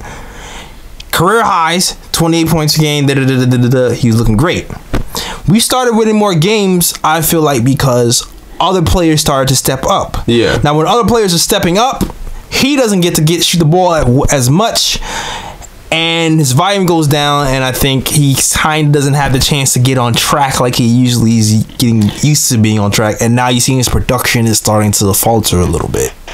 So you start to wonder, like he was saying, is one connected to the other? Does he have to be high volume for you to get to that 24, 28 points per game and start to be effective and actually impact the game as much? Is he going to be a good third option? That's how you build a contender. It's not just the guy needs to be a third option, this guy needs to be a fourth option. Yeah. I don't know. I'm looking at the team, right? KP's a power forward. Yeah. If your shooting guard rotation is Dotson and Trier next year, is how much worse? Is that worse than KP, Tim, and who? What are those? I'm like, I don't know. I almost because Dotson's efficient, right? Trey has shown he's efficient as well. And say for example, the Knicks do bring in another big star. you're going to need guys that in lesser roles that can be efficient and put up points. Right. Tim Hardaway Jr. hasn't shown that to be real about it. Like Tim Hardaway Jr. seems like the type of player where it's like for him to get to 20-something points, he got to take 20-something shots. Exactly. You know what I'm saying? So he's just like, oh, Tim Hardaway Jr. is a sixth man on a great team. On a good team, he can start, but on like a championship team, I think he's your number one gunner off the bench. And it's funny because this debate, right? The thing is, he's living up to the 19 million. Yeah. So it's a weird thing, right? I'm not trying to trash him and say, oh man, I've definitely gotten over some of the contract stuff. I think we overpaid because we wanted to get him in RFA from Atlanta. But if you look at who's making money in the league, 19 million, you deserve it, dude. Yeah. But I'm thinking about KP. I'm thinking about winning a chip. I'm thinking about the fact we got two guards right now who both play defense. Dotson's better than Trier, but Trier plays defense. Yeah. Right? Are both way more efficient than Tim. Yeah. Like way more efficient. You look at the numbers, you'd be blown away, dude, how much more efficient these guys are. Yeah. After the open practice game, I don't think you saw this video. I got it on IG and I said our starting five should be, I didn't mention Tim. I said Dotson, and some people was looking at me like I was nuts. And I was and it's funny because I'll be thinking these things sometimes, and I'm like, this is not the traditional thought, and I'm going to get killed. And I'll say it anyway, and then they were like, and then you start to look back. He's like, well, maybe you might be right. But the thing is, this. To be honest with you, we need Timmy. This year we do. Yeah, this season, we would not be as far along in the progression if Timmy wasn't here. I agree fully. When Timmy was out versus the Bulls, that was like the stamp for me. He's like, all right, even if he's not hitting the activity level he brings, he's got gravity because we don't really have scorers. Right. That's why I'm like, I don't want to like trash him because what he's doing this season, I respect. Even last night, you saw him kind of protecting Frank. Yeah. I think Tim, and that's the thing, he's improved as a leader. He's taking charges. Right. No, there's a lot to like about Tim Hardaway this season. Yeah. And even as a player in general, I'm not really warming up to Tim a lot more, but I'm trying to win a chip. Yeah. And I'm looking at KP just eons better as your first option, obviously. Yes. Yeah. Whoever we get is probably also going to be better. Yeah. I'm like, when I look at that third option, you want your third option on a good team? Think of Trevor Ariza with the Lakers back then, right? Yeah. It might have been third or fourth, but you look at, like, when you build a championship roster, your third option's got to be someone who can defend, hit the three when you need it, and not really be this inconsistent kind of gunner. Yeah, exactly. You almost want Timmy on your bench, like in a weird way. Come in and score when we need it. You come in as a scorer, if that's what his role probably should be. Yo, what if Timmy's a sixth man next year? How dope would that be? Yeah, I mean, and like who's better at six man, Timmy or Trey? And I mean, right now you can argue that Trier could be that sixth man the way he's playing right now off the bench. That's true too. So, Trier's development, man. You don't know. Trier's scary. You don't know that dude could be an awesome. Yeah. He could be anywhere, dog. He can be our sixth man. He could be a backup point guard. Yeah. He could be a shooting. You don't know. There's a lot of options with this kid if we keep him long term. Hopefully, the Knicks and him get into an agreement, and he didn't take that us passing on him too personally. All right. Yeah. I mean, at the end of the day, it's like Knicks still signed him, so the Knicks partially kept their word partially. We did. You know what's funny though? Mitch is on. So Mitch's contract is the thing dreams are made of. Yes, 4 years, 1.6 million average. Amazing. Think about that. Mitch is gonna be 23. So Mitch is going through his lumps this year, possibly next year. By year 3, he's gonna be great. We're gonna be getting so much value over him. Yeah, it's funny because if you had signed Trier, he would be on that contract, but Mitch would have been gone. So it's kind of best we got both. Yeah. Deep down, I think he takes the 2 years, 2.5. I think so. You get some money because listen, he can get injured and that can screw everything up. So get some money in your pocket, get a couple mils, right? He's 22. I think he turns 23 early next year. So by the time his contract's up, he'll be 24 or 25. Right. Perfect time to go get the bag. Yeah, definitely. So if you look at like you got the high end situation, the low end, that seems like the smartest one for both parties. Yeah, definitely. And then he'll get his bread. I want to ask you guys though. I had him pegged. I think a lot of people did as a six man. And now the more I'm watching him, I'm like, if some team starts him as shooting guard, how good would he be? Like, because some of our thinking about him is still tied up in him being undrafted. That's exactly nail on the head. Nail on the head. Like sometimes, even in summer league, and I was guilty of it in summer league. I was hating. I wouldn't lie. I was hating. Because people were saying he was not a good. Because I myself was like, he shouldn't be a point guard, right? He looks like a chucker. I said the C word. Sense. Even we did our breakdown last season. We talked about Alonzo, and we saying he's a good passer. He's just not a willing passer. Somebody he has a game where Frank goes down. He has to be a point guard. It wasn't perfect, but he ended up with 5 assists. It worked. Way more than I think any of us thought. Matter of fact, the last game he had, he shot like 30%. We won the game, and he had 5 assists. So you start to think, okay, we pull back now. Throw out preconceived notions. Throw out he's a second round pick. He's only going to be this good, and that's it. If you strip down all the numbers, you stack it up against the rookies. You realize he's top 10 and rookies and like scoring and shooting percentage. He's shooting around 50% as a rookie. Yeah, as a guard. As a guard rookie, okay. Not a big man. He's shooting, I think, 10% better or 9% better than Tim Hardaway has ever shot from 3 in his career. And Tim Hardaway is starting. Yeah. So to Terry's point, I'm like, yeah, because sometimes you can't get out of that mindset, right? Because I think sometimes with undrafted guys too, you think, oh, he's at his ceiling right now. Oh, we got to do this at his ceiling. That's cool. No, I'm like, he's only 16 you games. Don't know. Yeah, you don't know. I'm like, ooh, he's an interesting player. He's such an interesting player, man. He's really interesting. He's such an interesting player. You give this guy the volume. Yeah, man. I mean, I don't know. Like, at least what I've seen from him so far, to me, he just looks natural coming off the bench. Like, it just seems like he's just that type of player where it's like he might be a similar player to like maybe a J.R. Smith, for example, where it's like, you know what, if you push him as a starter, he'll give you good minutes as a starter, but then that 6-man role, he's also comfortable in that role too, where it's like if you need him to come off the bench, he'll come off the bench and give you buckets. So I think he'll be that type of player, towards like the latter part of his career, where it's like whether it's a starting role or a bench role, he's just comfortable with whatever. Yeah, I think it's just a matter of like Terry was saying, time. Like just because he's a second round pick doesn't mean he can't get better too. Or no pick. I mean, sorry, I'm just saying, even then. Just because he's an undrafted pick doesn't mean he can get. But why does everybody else get the benefit of the doubt of they can get better? They can get better. You know what's been bugging me out about the 6-man talk though? Because that was my mindset for so long. He plays defense. Yes. Yeah. Underrated. Like, Jamal Crawford doesn't play defense. No. Lou Williams doesn't play defense. No. These Bobby Jackson from the Kings back in the day. These 6-man guys, they don't really play defense. He's a two-way player. Here's a two-way, and that's like, He's a two-way player that shoots efficiently and can actually play some point guard.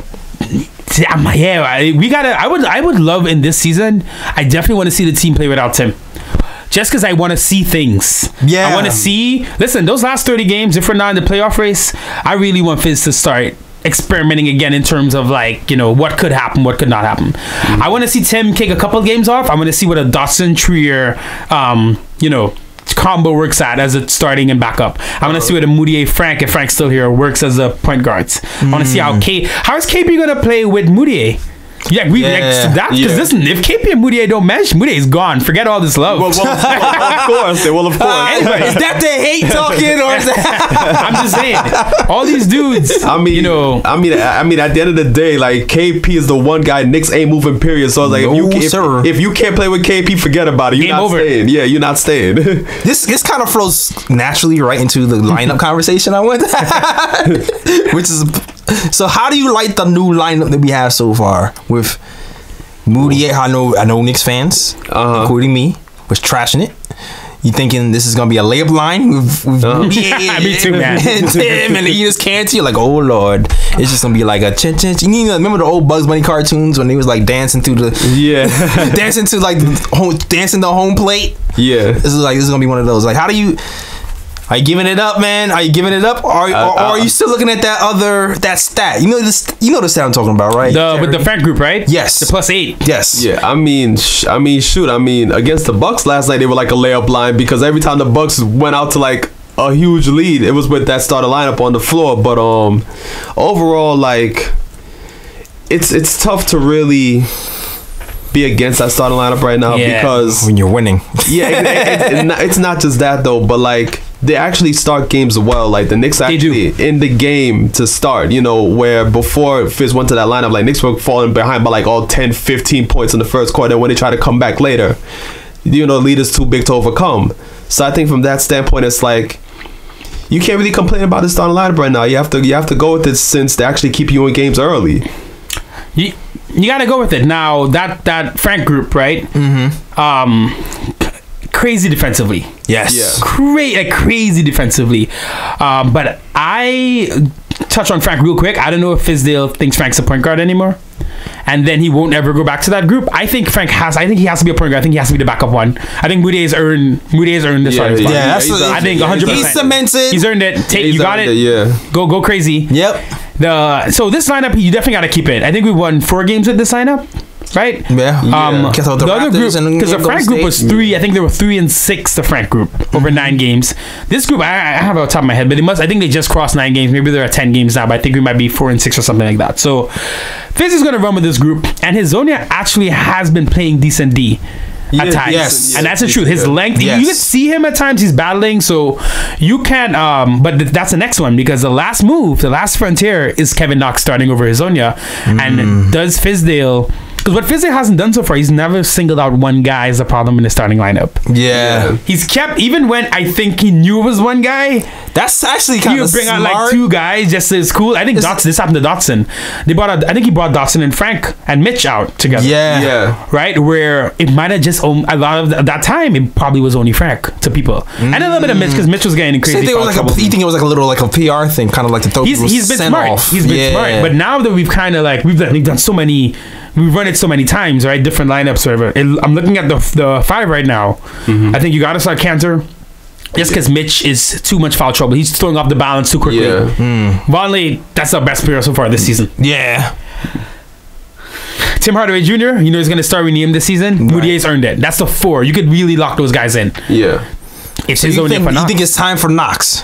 Not yet. Because I was always saying Dotson over Mario. To me, Dotson has always done more in less minutes. Yeah, 100%. This entire time. So to me, of course. Yeah. To me, it was like asinine to even. But it could be Fizz playing, you know, PR judo, like you said. I can't see who else he takes out. Other than Hazonia, who there's no one else he takes out that starting. That's it. So, he's the weak link. So he'll have to, you know, he's gonna have to pick on Hazonia at some point. Now, if he start losing, once we start losing, he's putting Knox in there, like that. And his thing is gonna be Knox. Knox needs to play. He does need to play. Knox needs to play. I will say if Knox keeps this up, you definitely gotta. Oh yeah, well, we definitely gotta put him. Hazonia had 2 points. I mean, it was those 2 points. It was a major 2 points, but he had 2 points last night. Yeah, and I think he's been a good part. We're talking about like championship teams, right? And guys playing different roles. Even though Hazonia hasn't been putting up buckets, he's been a good part of the team. He penetrates well. Yeah, him and Cantor have a little chemistry going. Yeah, because he just knows how to move off the ball. He moves off the ball, man. And that's what you need as a point guard or even as a center to have. That's for the team to work. Yeah. So I know Fizdale's seeing that outside of his stats being bad. But Kevin Knox is the golden goose, the golden egg this season, and he's the one that. I think if you had a bet on one guy getting crazy minutes before the season, you knew it was Kevin Knox. Right. Like that's the guy we got to push. So it'll be interesting to see if now that the 25 game mark's about to be passed, if Fizdale says, all right, Hazonia, you're out. I think he'll wait till we lose. Lose. I'm not sold on Knox starting yet. I'm still a diet over Knox for now. Yeah. Just for now. Because I want to see a little more consistency on the defensive end from Knox full time. Because like some of the critics was like it was a little harsh, but some of it was like, you know what, you do kind of it's true. You lose sight of the defensive. You're the man a lot of time. You kind of get lost off ball. You don't really fight over screens over the top. Iffy body language. Yes. And it's weird because some guys have, like, Tim Hardaway sometimes has bad body language, and I know it's like him being angry or frustrated. Knox doesn't give me the sense of like he's being, but it's like his internal thing. He's lost. To me, it seems like he's not paying attention. Yeah, and he's saying, I saw him when he missed the alley-oop last night. Yeah. He just went, like that. And you don't really want to see that. Right. But it's not like an arrogant, misplaced, it's almost like an internal thing, but he's going to learn to like keep that inside. side. Because that rubs off the wrong way sometimes. Yeah, it does. Like Frank has great body language, kind of regardless of what's going on. He just nobody. Frank got that poker face. Like like you don't know the what robot, he's feeling. like Small Wonder. Exactly. Like you don't know what he's thinking or what he's feeling at the time. He's like even killed. Him, Wilson Chandler, they're the same guy. Oh man, Wilson Chandler I don't know if he ever spoke. I always wonder. Side note, but him and Gallinari, they spent so much of their life together. Just because of the trade. Yeah, they must have spent like 10 years together. Oh, they must be missing each other. They must be sending each other like love. Yeah, I'm like, imagine coming in the league, right, with some dude. You stay together for like 10 years almost. Exactly. I'm like, how much has Wilson Chandler ever spoken to Gallen? Yeah, probably just nods. Sends some emojis. But no, Kevin, man, New York is behind you. Yeah, that game, he got his Garden moment. I was there last night, man. It was rocking. Yeah, and you could see that he felt it. He got to feel what that, because he spoke about it from the time he was drafted. Man, playing at the Garden's gonna be crazy. And last night was the first time he had his like real Garden moment. Like when KP dunked on LaMarcus back in, that was his moment. So Kevin had his, which was dope. Even to a lesser extent, Frank kind of had his Warriors. That was kind of like one of his moments. Yeah, in his own way, or even maybe some of the defensive games last year. Maybe the LeBron thing was his moment. But Knox got his. And Frank is so weird, right? His moment was not a scoring game. It's just a thing. It was some other thing. Yeah, but Knox had it, man. It was great to see him last night. Just kill the haters. Yo, so you've I know I saw like one of your videos. Y'all went up to like to the training facility. Practice, practice facility. How was that? Yo? That was crazy. We got invited. I think it's a season ticket thing. Oh, nice. It's not just. We gotta eat the bread up so we get to see the ticket, man. Put the bread up. But I know they know we do the show too, so it was a cool thing though. We got to meet the players, and it said I look like Kyrie Irving. Yeah. I know. What was so dope was that Perry and Mills were right behind me. And by the way, it's so hard not to just say what I want to say to them. That's the other thing. I'd be like, yo, Perry, listen to me. Real talk. Do these 8 things. But you don't want to be that guy. You don't want to be that guy. It's just, especially you, New Yorker. In New York, you kind of. I know. You're blunt sometimes. Yeah. They used to it. They used to it, man. But it was dope. The players were all cool. KP, man, came over. I was like, I don't get starstruck. But KP was like, yo, it's KP. Yo, Terry, did you cry? I don't know. Someone's cutting onions in the room, man. I know you cried. No, so real talk, KP is 7'3". I know. Like you see him that close, you're like, yo, like you watching him and Mitch, and you're like, oh, KP's legit. KP's 2 inches taller than Mitch. That's crazy. I told him, thank you for saving the franchise. I almost low key wish I didn't say that, but he was cool, man. He was on the bike, so it's cool. I got to see like what was going on. He was on the bike. Kevin Knox was injured at the time. Was he sprinting? I didn't see any sprinting. But what was dope is that we've seen it at games. We've seen little clips. He's so involved. Like he was really there with Fizz. That's good. Coaching guys through their emotions, talking to Royal Ivy. He was really involved, and that's great to see. I can't wait for him to come back. I guess I said it earlier. You forget he's on the team. You got a stud. Still 23 years old. Yes, sir. Fizz is gonna get to him, man. Yeah, so I'm just like, let's. I know, let him sit, let him get ready. But Knicks fans, we're close. Yeah, we're close. The 2019 season is gonna be the first time in a long time you can go in with full optimism and not that BS Knicks optimism we have that dies in January. Like a real on, like, yo, we could. There's a lot that can happen. I feel it, man. When you look at the teams that we beat this season, I know, we beat Atlanta, that's cool, and Brooklyn, that's cool. But we on this little run, dog. We beat some of the Pelicans, the Grizzlies, the Celtics. Come on, what? And the team with the highest net rating in the league, we beat them. We were up on Golden State in the 4th quarter, man. Yeah, I remember Fizz didn't bring a lineup back for a while. There was some coaching things with Fizz, but despite that, he's pushing some buttons. So I'm still gonna give props to Fizz, but we gonna be alright. We gonna be alright. Yo, we gonna be there. We alright, man. We gonna be alright. I just want him to stay the course. I will say though, if Perry and Mills don't make any move, I'll be disappointed. Don't make this season. I mean, they gotta sell on someone. They gotta figure out something with these assets. They gotta be. I'm kind of not including Frank in that, by the way. I want to keep Frank, but I'm saying with between Lee, Burke, Hazonia, these guys that are kind of peaking. You gotta good front offices don't just sit back. Right. You gotta play that game. Danny Ainge traded Isaiah Thomas after he was fourth in MVP voting. He didn't care. Yeah. That was You got to be a little ruthless at times.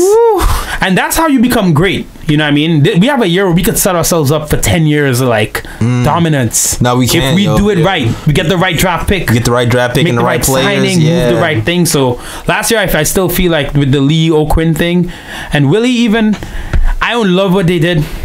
In hindsight, like looking back at everything between Lee O'Quinn and Willie, what if you package Willie with Lee right now? You probably get it done. Willie's on dirt contract now. Willie probably he asked to. It was getting bad. Yeah, it was getting bad. So I get it. But hindsight, I want to see them this season. I want to see the ski. I want to see some wheeling and dealing around the deadline because I think there's a lot of smart deals to be made.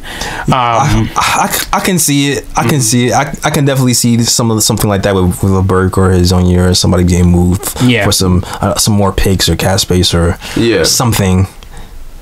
I could definitely see it so we can move into that dark direction. I mean, yeah, you're absolutely right. You're absolutely right. We can don't just sit back on certain things, man. Sit back with the draft picks. I feel you on that. The right piece. These guys got 1 year deals, man. You gotta move the right pieces. There's some smart you can do. Burke can help a playoff team. Lee can help a playoff team. He can definitely help a playoff team. They probably, you know. That's my guy too, yo. And shout out to Burke's Pop. Burke's Pops is following me, yo. I saw he's wearing the. That's the thing about Burke. We love Burke. It's a kind of crazy, messed up thing where like it's just the timing and the difference in what the team's doing, the contract. Yeah. I hope he comes back from this knee injury soon, man. Me too, man. Yeah. Hopefully, yeah. So yeah, get well soon, Burke, man. Like, there's nothing like when he's balling. Yeah, man. You just can't. That Celtics game. Woo. Yeah, man. It went off. That's the thing that makes me like, damn. Yeah. Me personally, I get really like attached to certain players who rep for us mad hard. So even when Enos Cancer is like messing up, I'm just like, but dog, he pushed LeBron. Like he helped me stood up. I still get that. and I'll be the only one, especially on post game. I was the only one kind of standing up for Enos for the longest. Yeah. And I was the only, and he was like, his defense is bad. I was like, well, yeah, I know his defense is bad. I know that. I mean, but then also when he was paired with KP, his defense was net zero. You know what I'm saying? First time. You know what's crazy? This is the longest I think Knicks fans have gone without trashing Enes Kanter on any medium. That's because we haven't even brought him up. his defense is not the best. It's not like all level, but it's gotten better. Yeah, gotten better. Yeah, and also it's incrementally better. As I see, incrementally better. I forgot. Yeah, I wish I had the stats on me right now, but I don't think he's a negative. He's not a negative when Vonleh's on the floor. I was about to say that. Vonleh helps. Same thing when I was saying, well, he's useful if we pair him with KP. Then it works. But he's getting me now. His cap hold is $27 million. Yeah, I don't even see the only way he comes back is if we don't sign anyone. That's literally the only way, and unless he takes, I don't think he's taking significantly less. So, but 27 million, you have to renounce it. So 27 million. That's insane. Yeah, dog. He's on crazy. He's on money, big man. He's on big man money for the era he was supposed to be playing. Yeah. Back in the day, big man money. That's not happening. Yeah, that's why he was balling in that Memphis game because that was the NBA. Yeah. That was old. I missed it too. I love that game. Oh, he was a bully, man. Yeah, he was a bully ball that whole game, man. Definitely a bully ball. I guess. I mean, let's see. I guess we could start some recaps. I'm not even gonna go deep into the recaps. We gonna talk more about the Yeah, I mean we only got like a half hour, so exactly we can't even go that deep. Yeah, and to be honest, I don't really want to talk about those recaps anyway much. I mean, the only recap we really do need to talk about is like the Bucks game because the Knicks actually won that game. Yep. Right. So we'll just the games that happened so far were. Let's see. What was this week? We got Detroit. Tuesday was Detroit. Wednesday was Sixers, and then Saturday was Bucks. Yeah, they were tired against Sixers too. Just Mudiay was tired. That's a tough game. Second night back to back, contending team. Yeah, that's like a scratch. You know what I mean? Yeah, I mean, I guess we could talk a little bit about the Detroit game. Yeah. And then we'll skip the 76ers game because even the post game live game, I was like, I don't got nothing to say about this. All right, so I'm gonna quickly go through the stats for the Pistons and Knicks game. Pistons beat the Knicks 115-108. And as the people out there know, when the Knicks lose, I go through the visitors' stats as well. I mean, I'll do. That beat the Knicks, I go through their stats. Blake Griffin led the way, 30 points, 5 rebounds, 4 assists. You know what? I'll talk about that later. This game pissed me off for another reason. Reggie Jackson had 21 points, 4 assists. And Stanley Johnson had 21 points off the bench. This ass was that? Stanley Johnson is not a what? Yo, I read something crazy about him actually, real quick. He got moved to the bench, I think, like 5 games ago, and his stats have just like doubled since he's been on the bench. Crazy. Yeah, crazy. Maybe it's just like I think they was talking about it too. I think he just likes the ball in his hands more. He doesn't have the chance to have the ball in his hands with. He's young too, man. He's still, I think he's like 23. Yeah, and he wants to run. Yeah, exactly. He had 21 points off of like 9 shot attempts, which was pretty good. Yeah, all fast break, no jumpers, just all going to the hole. Exactly. Ben Simmons like. Yeah. Alonzo Trier led the way for the Knicks, 24 points, 10 rebounds, 7 assists. Yeah, that's the game.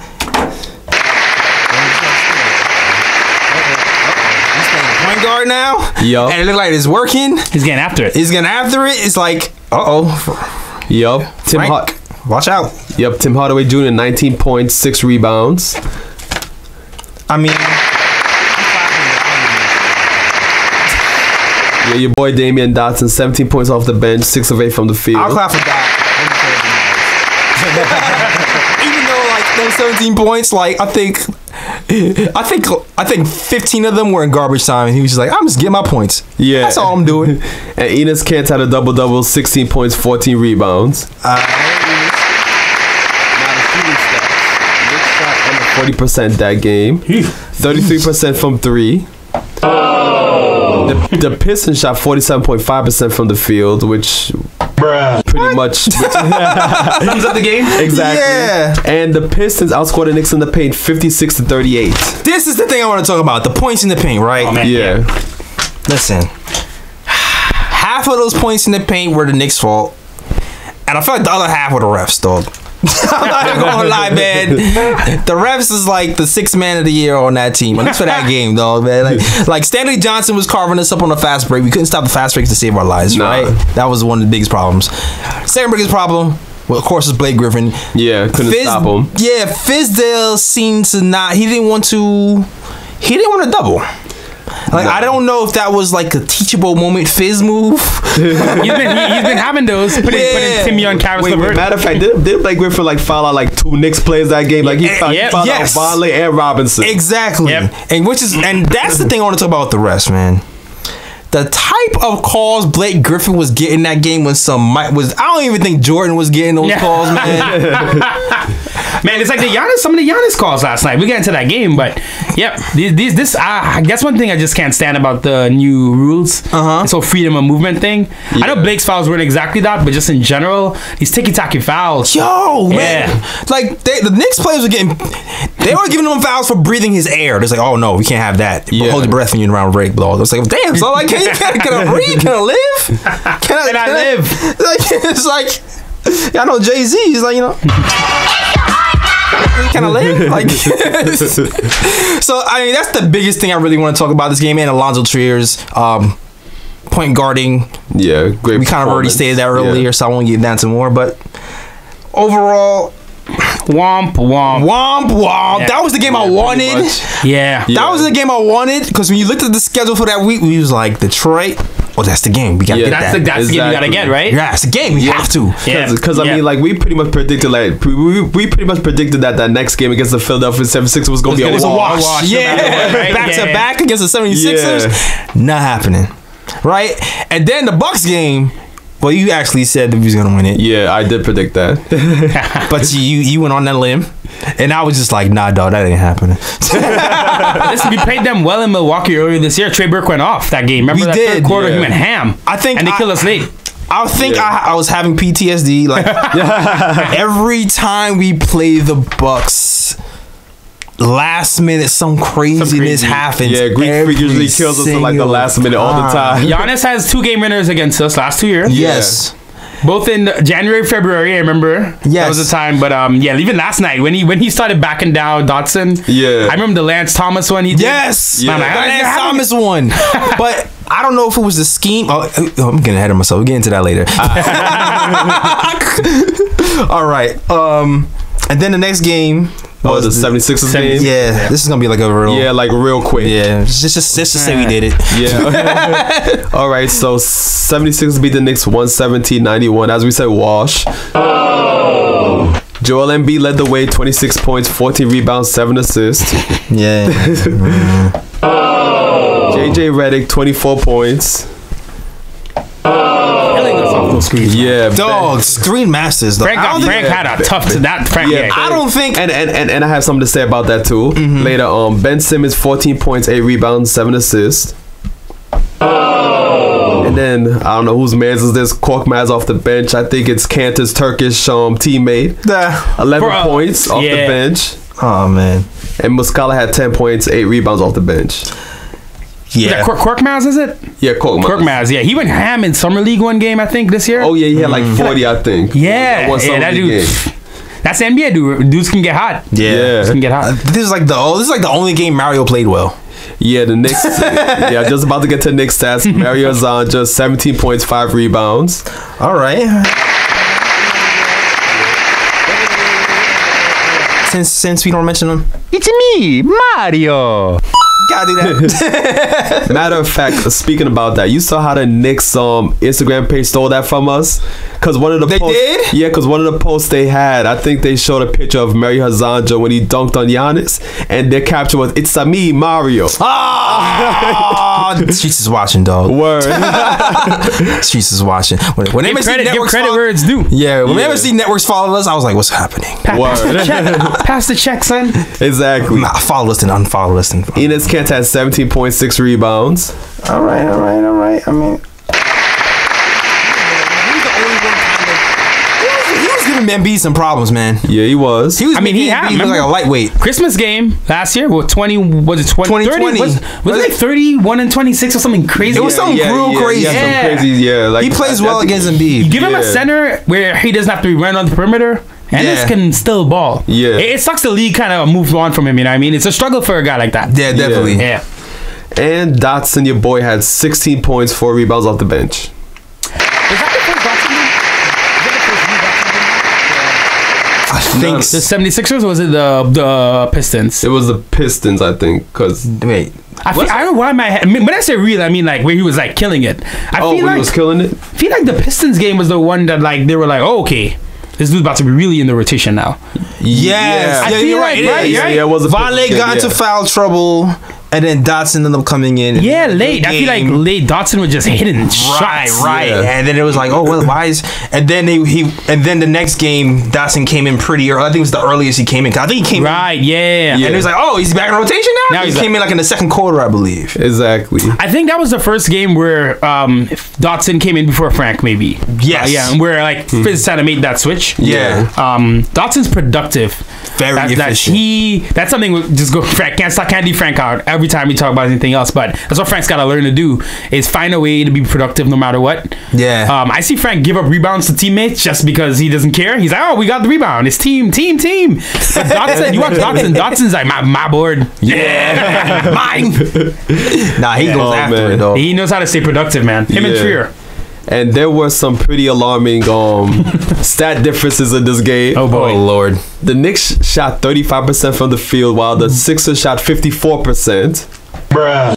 The Knicks shot 20% from 3, while the Sixers shot 48% from 3. Oh my God. Sixers out-rebounded the Knicks 59-47. The Sixers had 34 assists, while the Knicks only had 14 assists. 42.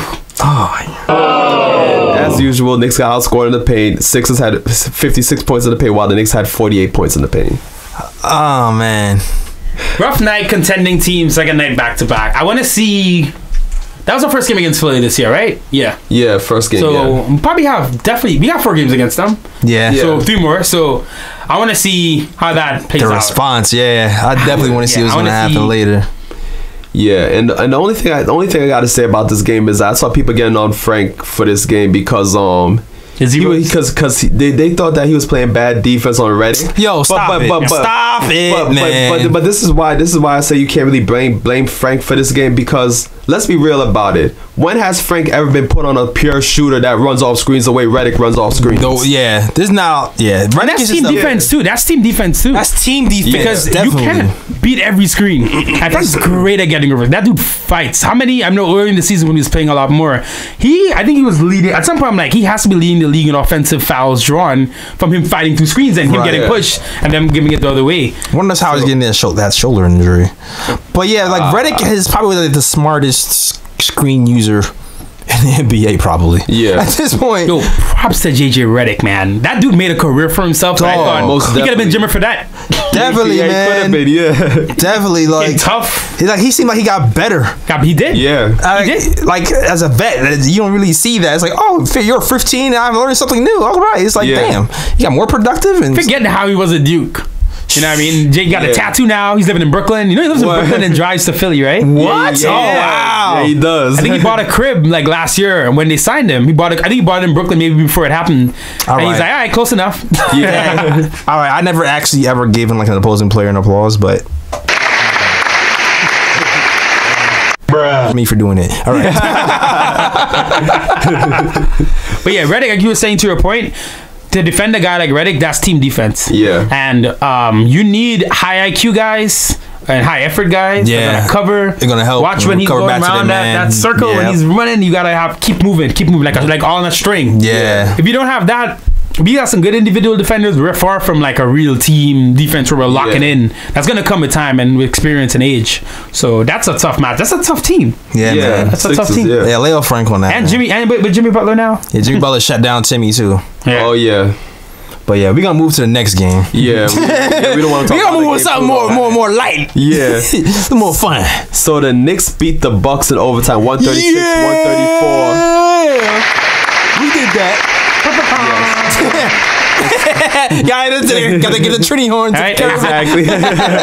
And since the Knicks won, you know, we don't give a damn about no Bucks stats. Nah, hell no. So we're gonna get straight to the Knicks stats. Emmanuel Mudiay, 28.7 assists. I couldn't go that Not yet. I couldn't get far. I had it on the tip. I was like, nah. I gave him a Mudiay. Oh, mood. I want to see the Garden give him that. They can give him that. Mood. Then we had a career high for Kevin Knox, 26 points. What? Hold on. Yeah, for our team was hard.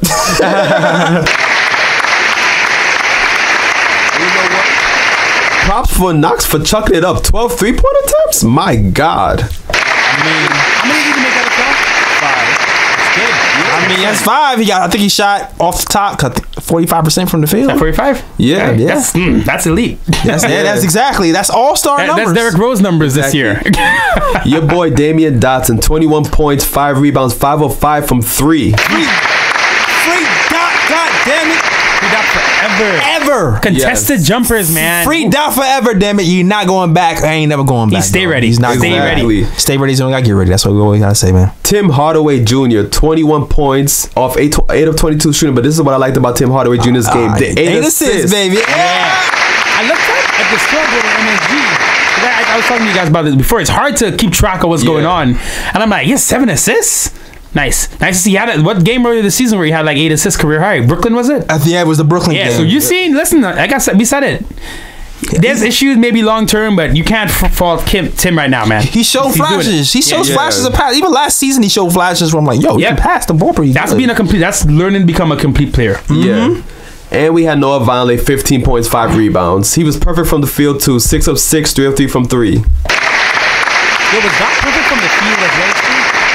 Oh no, he was perfect. He was perfect from 3, but still highly efficient game. 7 of 9. See, imagine that 7 and 9 from Dot. You got Vonleh going perfect and from deep. Yeah. Yeah, we had to play perfect damn near to beat this team. Right? Damn. Yo, wait till you get. I know the 3-point stats. I want to. Yeah. Now we're gonna get to the team stats. Yeah. The Bucks shot 49% from the field. The Knicks shot 53%. But here's what's interesting. The Knicks hit 23s at a 59% clip. That's insane. I got a fun tidbit on the Bucks stream. Like their home announcers, their TV stream. They made a mistake. Someone messed up, and the graphic for the Knicks before the game was the Golden State Warriors. Like it was their logo with New York Knicks underneath. Oh snap! So they had something telling. Someone was telling. It was very prescient. That's pretty funny. Whoops! You're fired. I mean, thanks for the comparison. I mean, the way we were shooting threes and how you scored 130 points. I mean, that's Golden State this show. I understand. Yeah, that's what I'm saying. Like we did look Golden State-ish. Right? 60% is insane. That's what's up. Yes. And is that all the stats we have? That's the only stat to really That's point all at. we need. 60% that's all you from need three. right there. Yeah. Now, to bring a point up about that game quickly, though, 60% from three is not sustainable. No team does that. Let's see, because last night looked good, right? We felt like a lot of things were cooking last night. A lot of people called it the best win. It probably was the best win of the season. So it was definitely top 2. Yeah, at that point. So if this is it in game 25, I want to see how this works when we're not hitting the shots. Yeah, because like Vonleh and Dot going perfect, it's not gonna happen every game. So yeah, definitely not gonna happen. Let's see how we adjust and move. But man, last night. And Vonleh on Giannis. Yeah, man. Vonleh has been a great defender all season long. Unsung heroes to me for this game. Yeah. Vonleh and Mitch Robinson. Unsung heroes. Yo, Mitch. You know what? I'm gonna say for the Ohhh pick because Mitch is a part of my Ohhh pick, but he made 2 great plays down the stretch, which sealed the game for the Knicks. You can hit a block on Bledsoe. Yes. And didn't foul him. And didn't foul him. When I saw it, I was like, oh. Crazily with fouls first 2 seasons. I remember KP was always in trouble. Mitch is gonna be fine because I remember last year KP was like 4th quarter, it'd be like a second foul. I'm like KP got it. He figured it out. So Mitch is gonna be fine. Yeah, he definitely sent that. But definitely. But those guys did the thing. I love the defense they played on. Dotson as well, locking down. You know, I don't even want to get into that yet. I don't even want to get into that yet. First of all, I'm gonna just say. My guy, Trey Burke. Yeah, man. He went down. Yeah. They got to stop injuring our players. Sam easy time for Trey Burke. For my guy. Oh, I Mr. Steal Your Minutes. Mr. Steal Your Minutes, man. Trey Burke just stole his minutes back. He was rolling a little bit. He got a little bit of shaky. Lost his minutes today due to injury. But the team stepped up and Alonzo Trier stepped up. Frank got benched. And it was a team win. It's a good team win. Like you said earlier, you got to see what the team was looking like without Burke. Yeah. And when the shots aren't just falling. Right. Yeah. They benched Middleton yesterday. Budenholzer said because he wasn't playing defense. So I think he only played like 16 minutes, something short. And Middleton's obviously the second best player. Yeah, so definitely. They weren't really getting out on us as shooters. But what about those leaning Mudiay threes? Oh yeah. What was that? Yo, he was knocking them in though. Was he trying to draw a foul or was he just trying? You were trying to fall again. Mudiay will hit Muday's the only guy will hit a 3 and then fall no matter what. Yeah, you're right about that. Crazy. Yeah, I think he was trying to draw a foul on Bledsoe. When Bledsoe was behind him, and then Bledsoe like at the last minute just pulled away. I screamed the second one. I think the first one was a 3. The second one was just a deep 2. I screamed, "What?" I remember I was like, "What?" If you check out the vlog, I screamed. I couldn't believe it. I couldn't believe what I was seeing, man. The garden was behind him. He was loving it. Yes. And, Mudiay isn't even in shape yet. What? I don't think he's in real shape. Really? Yeah, I don't think he's in like real shape yet. Because of the ankle thing? No, just meaning not even like an injury, just meaning like his body. I remember Victor Oladipo when he left the Thunder. That first year he had with the Pacers last year, he changed his shit up during the summer. Yeah. He his diet. He came back ripped. I think Mudiay, maybe that's the summer for him where he can come because you can see he's still a little bigger than he might need to be. But I thought he was in shape because I definitely know he wasn't in shape last season. Oh, last season. But this season, Fizz had them running. He had them running. And they had to pass a fitness test. Yeah. I think the only one who really wasn't really in shape might have been Mitch, if I remember correctly. Mitch. Yes, because Mitch was always getting kind of winded. He's in general shape. I'm not trying to say he's out of shape, but I think he's not in that next step. Yeah, which I think will just open his game up. Didn't they say that he lost 10 pounds over the summer, something like that? Mudiay, right? Yeah. I think Mudiay came. He'll lose 5 more. Nah, just that, you know what I've seen when they kind of figure out their game, which Mudiay looks like he's doing. Then like one of the last frontiers of that is your body. Yeah, right. Yeah, the like eating the right things, recovery, like really taking that stuff like really seriously. I know young guys usually don't do that. Yeah, because when you're old and you start breaking down, you start feeling it. Even Mitch was talking about how he's eating fast food and they had to tell him to stop that. I was like, damn it. Markel Fultz loves Chick-fil-A. Maybe that's what's going on. So I don't know. I could see if Mudiay keeps this up, has a good season, and I can see his confidence level hitting the next. Like, yo, I'm gonna take this to like the next level. For sure. I'm about to like go vegan for like some. You know what I mean? Some to take that next step. Yeah. The team is taking like another next step. Like you can start to see. Like I didn't really take that 76ers loss to heart like everybody else did. Yeah. I think a lot of people were like on real some doom and gloom. Like, oh, see, same old. Look, we lost 2 in a row. Like the Detroit game was like, all right. Maybe you can argue he could have won that, but I don't know. I feel like the refs helped him. I still feel like the refs helped him. And he actually came back and made that a game. The 76ers game, it's like, come on, man. Yeah. And under that circumstances, I wasn't really as down on the team as everybody else because I just knew it was like, wait till we get some rest, regroup. It was a you seen what we've done in these last 2 weeks where we're battling these teams in the fourth quarter. We're not folding like we did in the beginning of the season. The culture of the team has changed. It just has. So we're heading in the right direction. I think we're gonna be. I got a wild question. You got me thinking. I got a wild question for you too. What's up? Talk to me, babe. So we all trust Fizdale now, right? We kind of feel like, yo, he can get the most out of a team. Yeah, I trusted him before. Yeah, he can like. So you're not worried about him long term. No, I think he's gonna be the first coach that's gonna break that curse for the Knicks, where he fired like 2 years later. 2 years in, right? I think he's gonna break the curse. I think he's gonna be here 4 or 5 years. On that note, do Perry and Mills at the deadline say, "Great, I know you can coach. Stop winning. I'm trading these guys." Remember last year what the Bulls did with Mirotic? When Mirotic was taken off, the Bulls had like a weird ass like 10-game. I don't know if it was a 10-game winning streak, but they were going like they were tanking badly. Then all of a sudden, Bobby Portis was killing it. Mirotic was killing it. And then they were like, "All right, Nikola, this is not happening. You out." Oh man. And I'm just thinking about the long-term view because it's such a delicate balance, right? Motivating guys and keeping that going, and you definitely you can't start off a season just being horrible, right? If we keep up where we're in these games, we're losing, we're winning some, we just kind of keep. Let's say we go 500 for the next 2 months. I can see it happening too. Could it be? Because if you think of long term, it might make sense because at that point you kind of know what Fizdale can do, and then you also know that the guys on the team as he gets his rotation. I don't think these are guys that are going to be affected. Once we get to that point, maybe mid-season. I don't think after all the work Fizdale did between summer and February, that if we trade a couple of our better playing vets and just kind of play out the kids, I don't think it's going to erase that work. No, I think I'm interested in their approach. I think the reputation will be there by now, and then I think at that point free agents will kind of look at us and take us a little more seriously. Yeah. Then if we're doing that, you have something to say, Ryan? Yeah, I just want to say that we got like 5 minutes left. So we got to keep the responses short. Got it. It's mute the long-winded talking mess. I'm new to the show. I'm trying to figure it out. It's all good. It's all good. But it will be interesting. It will be interesting about the if we're not in the playoff hunt by the. So the question is, how do you feel? Do you think the Knicks will hard tank if we're out of the playoffs? No, I don't think they'll hard tank it. If the Knicks do any type of move, I think there'll be like necessary moves, like moving certain contracts or whatever to open up cap space next season. It'll be more for cap space situations, not necessarily for tank situations. I know they said in front of in the press that one of the first questions that was asked, or it wasn't even an asked question, it was like a statement: "We will not tank." That's what they told Fizz when they had the interview. So I don't believe they will tank. Yeah.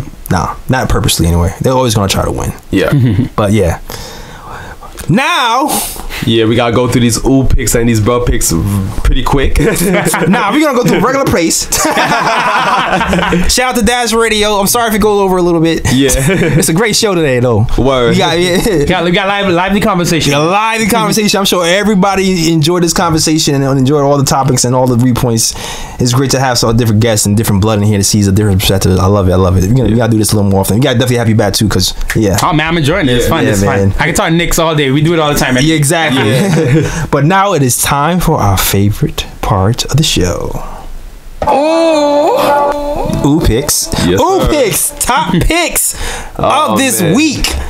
A lot of stinkers. But there was still some good stuff happening. So let me know, man. What y'all got? Top picks of the week. Who want to go first? I don't know. Should guests go first? Let the guests go first, Ryan. Don't be taking all the. Don't be rude, dog. Don't do that. I don't know, man. I was about to take the short. No. Don't do it. Don't do it. I'll leave it to the guests. I'm gonna take the short one just because it's a moment. It's like, you know what it is? It's a kind of dope moment that no matter what happens in the future, you'll remember. Now you got these random Knick moments you remember. Yes. Even if that player's not there. This is a New York Knick moment. Mario's on New York Knick moment. Mario's on a hitting Giannis with the AI over Tyronn Lue. Whew. It's me, Mario. That's right, sir. Yes. Just the attitude, and you know, I don't know if Mario was thinking this, but a little revenge for KP. Don't forget who. That's what. Don't forget who was there when KP went down. Is Giannis contesting him? Yes. Yeah. So it was also revenge for Hardaway Jr. The way the way Greek freak got baptized. Yeah, man. You got the Frederick Rios, another former Knick, by the way. The Frederick Rios treatment. Oh man. So, yeah. So that was who passed. It was a fast break, right? It was a fast break. Mario got the ball in a fast break, dunked it. And for those of you who missed it, you know what we talk about. A Greek freak tried to block it. He did. He got close. It was late. Bodied him up. That should have been an and one, ref. Come on, dog. Yeah, it should have. Yeah, it definitely should have been. Definitely should have been. Giannis gets to it a lot. I just want to toss that out. He does, yeah. And he complains a lot, too. Yeah. But Mario works. Mario made the steal, too, which is dope. He read the passing lane. Yes. The ball was being kicked back out, I think, to the point guard. Mario read it, took it, went on down. Have you seen Mario do this a couple times this season where he's on the break and he wants to have this highlight moment? And I've seen him, he's missed the dunk, missed the layup. And it's more like a... Yeah, but that was great for him. He's a super confidence guy. You saw him after getting the Garden pumped up. Yeah. It was you know what? It was dope. That's the only way you can sum it up. A dope moment, stepping over Giannis like that. Only 2 points of the game. Yeah. Best 2 points in NBA 2 points in NBA history. Yeah. All right. Now you can go, Ryan. All right. So as I said, one of my old picks is gonna go to Money Making Mitch. Wait. Money, make it Mitch. So late in got out of skirt. Yeah, so late in the game, the Knicks had the lead in overtime. They wanted to try to preserve the win. First, Mitch was guarding the Greek Freak in the paint. Yeah. And played good defense and made Greek Freak miss his shot to tie the game. And then afterwards, later, like a few seconds later, Bledsoe tried to drive to the basket to get in the layup. Right. Mitch blocked his shot, no foul. Oh, wait. I messed that up. I'm sorry. Here you go. Ready? Rejected! There you go. Yeah, so that's my first ooh pick right there. Yeah, that late block, man. That showed growth to me. Yeah. Bledsoe coming down the lane. I mean, he still had a couple where he had that 4-point play I think he gave up. But you see him learning, man, step by step. Great to see. Man. Yeah. Definitely getting better. Yes, and my last ooh pick, because I gotta say something for you. Damian Dotson late in the game, overtime. That play I thought was great because Mudiay had the ball at the wing and the Greek Freak was guarding him. Dotson went up and faked like as if he was gonna set a screen on the Greek Freak, but instead he just faded out to the 3-point line and lost his man. Mudiay found him. Top of the key, bang. Jeremy Lin versus Toronto. So that's what that was. That reaction. Oh yeah. Garden blew up.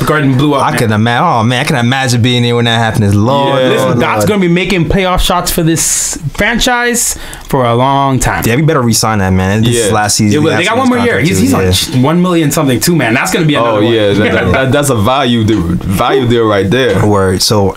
All right, so I got some ooh picks.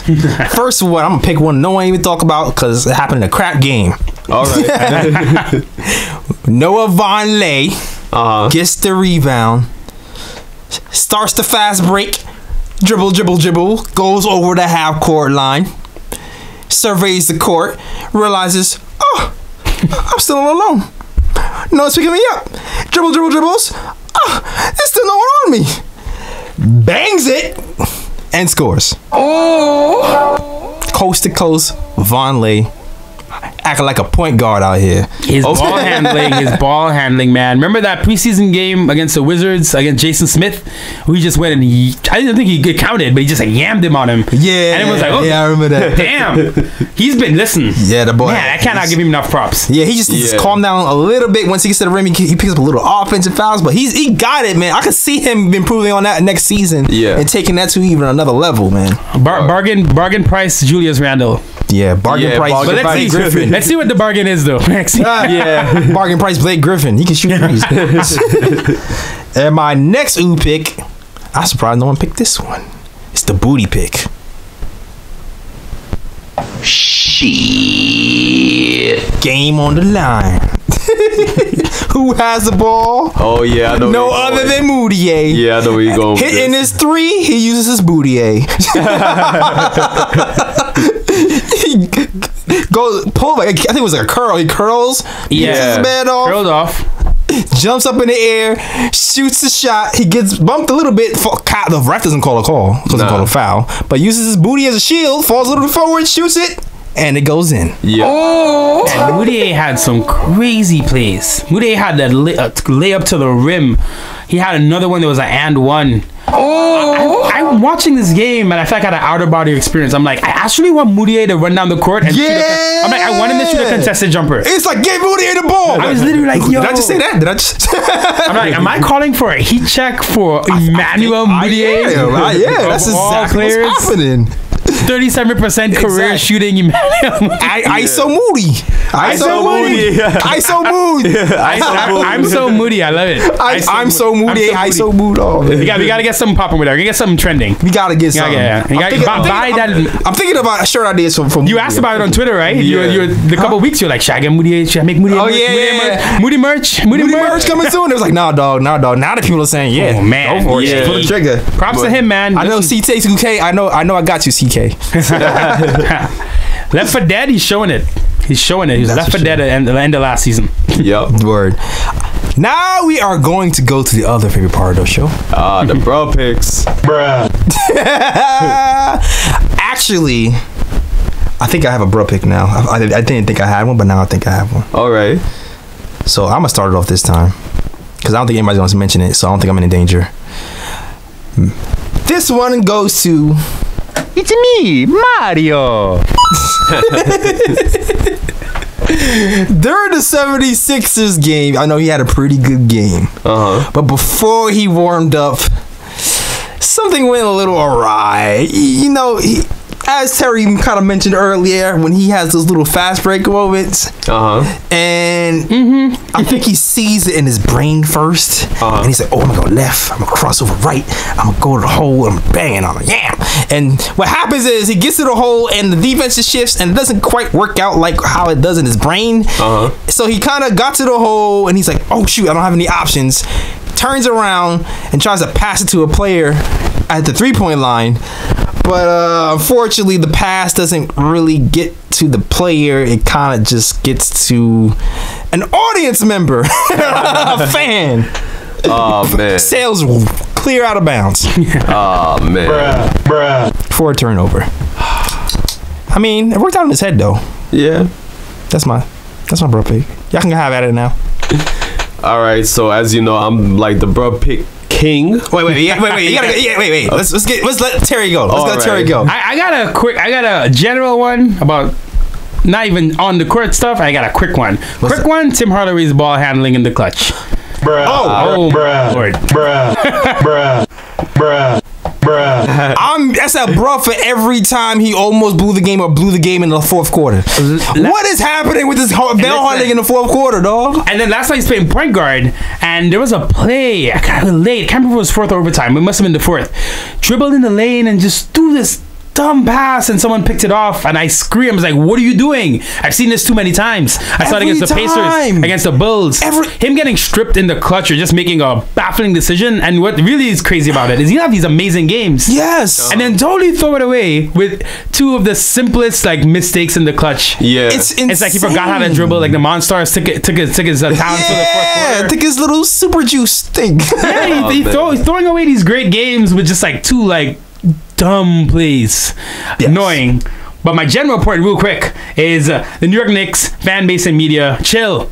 2 games off, we can't turn into we had 2 days off, and we turned into like a third world country with no food. We were just like it just got Starving. ugly. It got ugly. It was like World War Z with the zombies coming. We gotta chill. The development is on us too. We gotta develop as fans, right, guys? I'm guilty of it too, man. You can't help it. Twitter, you getting the hot takes, but media, fans, chill, breathe in. In and out. Breathe out the hate. Game 24. Game 24. We're building a team. Youngest team in the league. Let's take a step back. Let's develop. Let's get some perspective here. Yes. It's not all doom and gloom. Yes. We're rebuilding. I mean, my ball first going. We're doing okay. And we're building toward the future. Yes. We'll be all right. Yes. Okay, Brian, go ahead. Let's go. All right, so I don't know. I call him Brian for the second time this month. As I said, the names are close. Ryan. All right, so I'm gonna get to the bro picks right quick. Pacers versus the Suns. I don't know if y'all saw this play, but your boy DeAndre Ayton. Oh! Oh, I forgot about this. So you know he's trying to do his part in guard. You know, Darren Collison coming down the lane. Oh my God. Collison hit him with a 2-piece crossover. Wow. I saw that. Yeah, and DeAndre Ayton just fell like timber. To the ground. Oh man, people were saying that these Puma sneakers need more ankle support because the way he fell off that. Oh man, dog! I saw Alonzo Trier at like the Stance event, right? The Stance event. Yeah. And he was like, "Yo, I don't have a sneaker deal yet. I might do this or that. It might be Puma." And I was like, "Puma." For the record, I have nothing bad to say about Puma. If you want to sponsor your boy, I'm right here. I'm on YouTube. Check me out. What I meant to say was Puma is an amazing brand. I mean, I actually like the look of Puma's basketball kicks, to be honest about it. So I know it's not even the look; it's just the. I like the look, but yeah, I don't know, injury. man. I watched the ankle. I'm like, yeah. Where's the support? These risky support. shoes. Yeah. I don't know about these risky shoes, man. Exactly. They just started doing it again. Yeah. Like who's on your team? Yeah. Got some ex-Nike designers, man. Yeah. Oh, man, damn. That's not me, Nike. Nike. I mean, in a good way. I'm hoping you have some ex-Nike. Oh, yeah. Who know what they're doing, all right? Yeah. Nike, holla at your boy. I mean, Nike can always come to me. I'm your shoe. Yeah, Nike, Adidas, we every here. Exactly. No sponsorship. Send me some free kicks. It's all good. Yeah, we gotta get our Knicks kicks segment back. Oh yeah, we need to get that started. Okay, so the Warriors and the Kings. So your guy Buddy Hield, he had the ball at the top of the key. I think he was about to either shoot the ball or pass it something, but then he thought he saw somebody. He thought he saw one of his teammates in the corner, right? Mario syndrome. So he kind of changed his mind mid motion, and he ends up throwing a pass which skies into the air out of bounds. Yeah, that's the Mario syndrome. These out of bounds passes. These fans wearing uniforms on the sideline. Yeah, well, I was open. Next bro pick, Raptors versus Celtics. Siakam goes up for a dunk against the Celtics and the ball slips out of his hand. Oh no! And Siakam didn't Yakum? Nah. No Yakum. No Yakum today. Exactly. Instead of it looking like he was attempting a dunk, it looked like he just missed a floater badly at the end. Next bro pick, Pacers versus the Lakers. Tyreek Evans. He goes up for a layup on a fast break. When he goes up for the layup, he didn't use no backboard. He just tried to lay it in. Simple. Yeah, simple. Put some fillet. Exactly. Put some fillet on it. Yeah. But instead, he ain't put no fillet on it. No spin. Nothing. The ball just went up, down.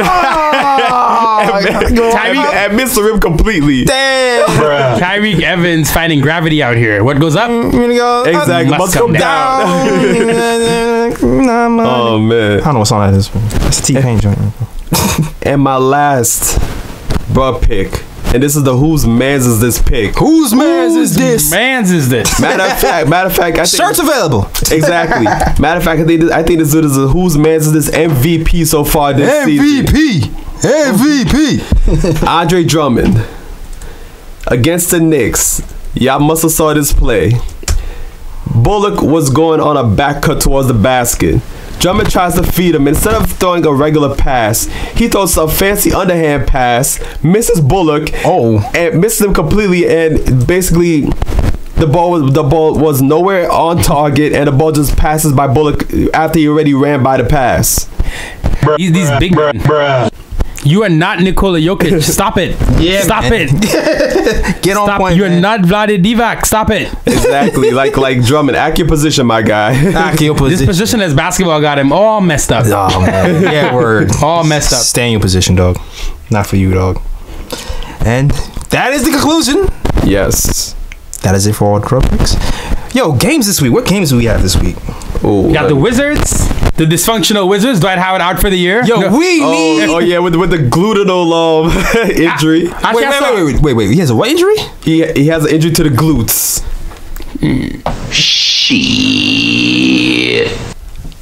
Moving on. All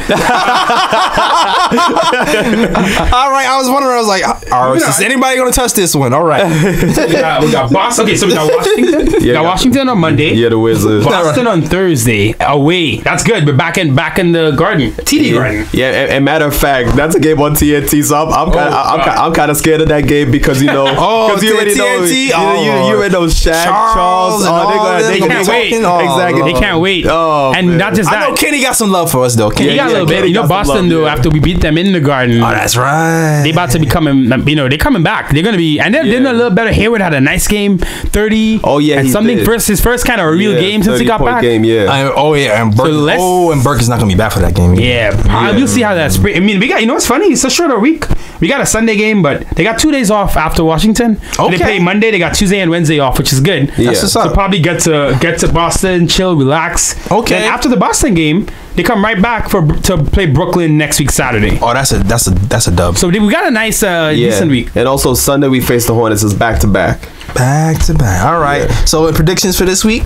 Ooh, Kemba at the Garden, by the way. Just wanted to toss that out there. Kemba at the Garden next week Sunday. Oh, yeah. That's gonna be interesting. Oh, career high watch. Free agency. You know Kemba loves the Garden. Oh yeah. One of these days I want to do an all-time kill the Knicks at the Garden team. Oh gosh. I know Vujicic is on my starting lineup. Every time that dude's at the Garden.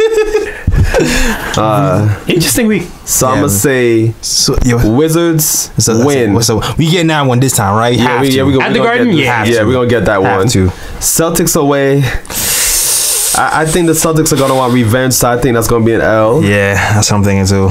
The Nets dub. That's a dub. 100%. Yes, especially beating the paint jobs. Definitely. The Hornets at home. Dub.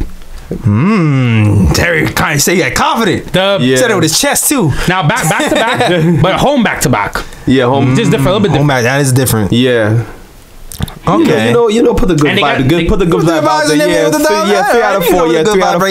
Yeah, 3 out of 4. And you know what? Underrated point. We got 2 days off after Charlotte before we play Cleveland. Okay. So that's a definite dub. I don't give a damn. Oh yeah, we're gonna get that. Yeah. Oh hell yeah. What I mean is we got they can go hard against Charlotte. We got time. Yeah. So we could be looking at a 3-1 week. Yeah. 3-1 takes us to what? That's 11 and 17. Still 6 games back. Yeah. Then it gets a little. People always start talking about that playoff talk. If that's that P word, they're gonna start talking it. Trust me. Here's the thing. Gonna start looking like almost respectable. The more we win, the more I want KP to come back. Now I want him to do it right. You know, I want him to do it at the right time. But we start getting up there, then you're like, let's make a run. Let's see. Are we a better team than we've shown so far? Is gonna be the question, man. Because the team was saying that when we was in our losing streak and we started winning. Mm-hmm. We're better than the record. We are. I saw someone post yesterday on Reddit. This is a fan of a rival team. The Warriors fan said the Knicks are the scariest 8-16 team I've ever seen. Yeah, because we had the ability to beat anybody. We really kind of have that ability to beat anybody. Yeah. And we've shown how like Fizdale said, we have these games where we shoot and score 90, and then we have a game where we score 132.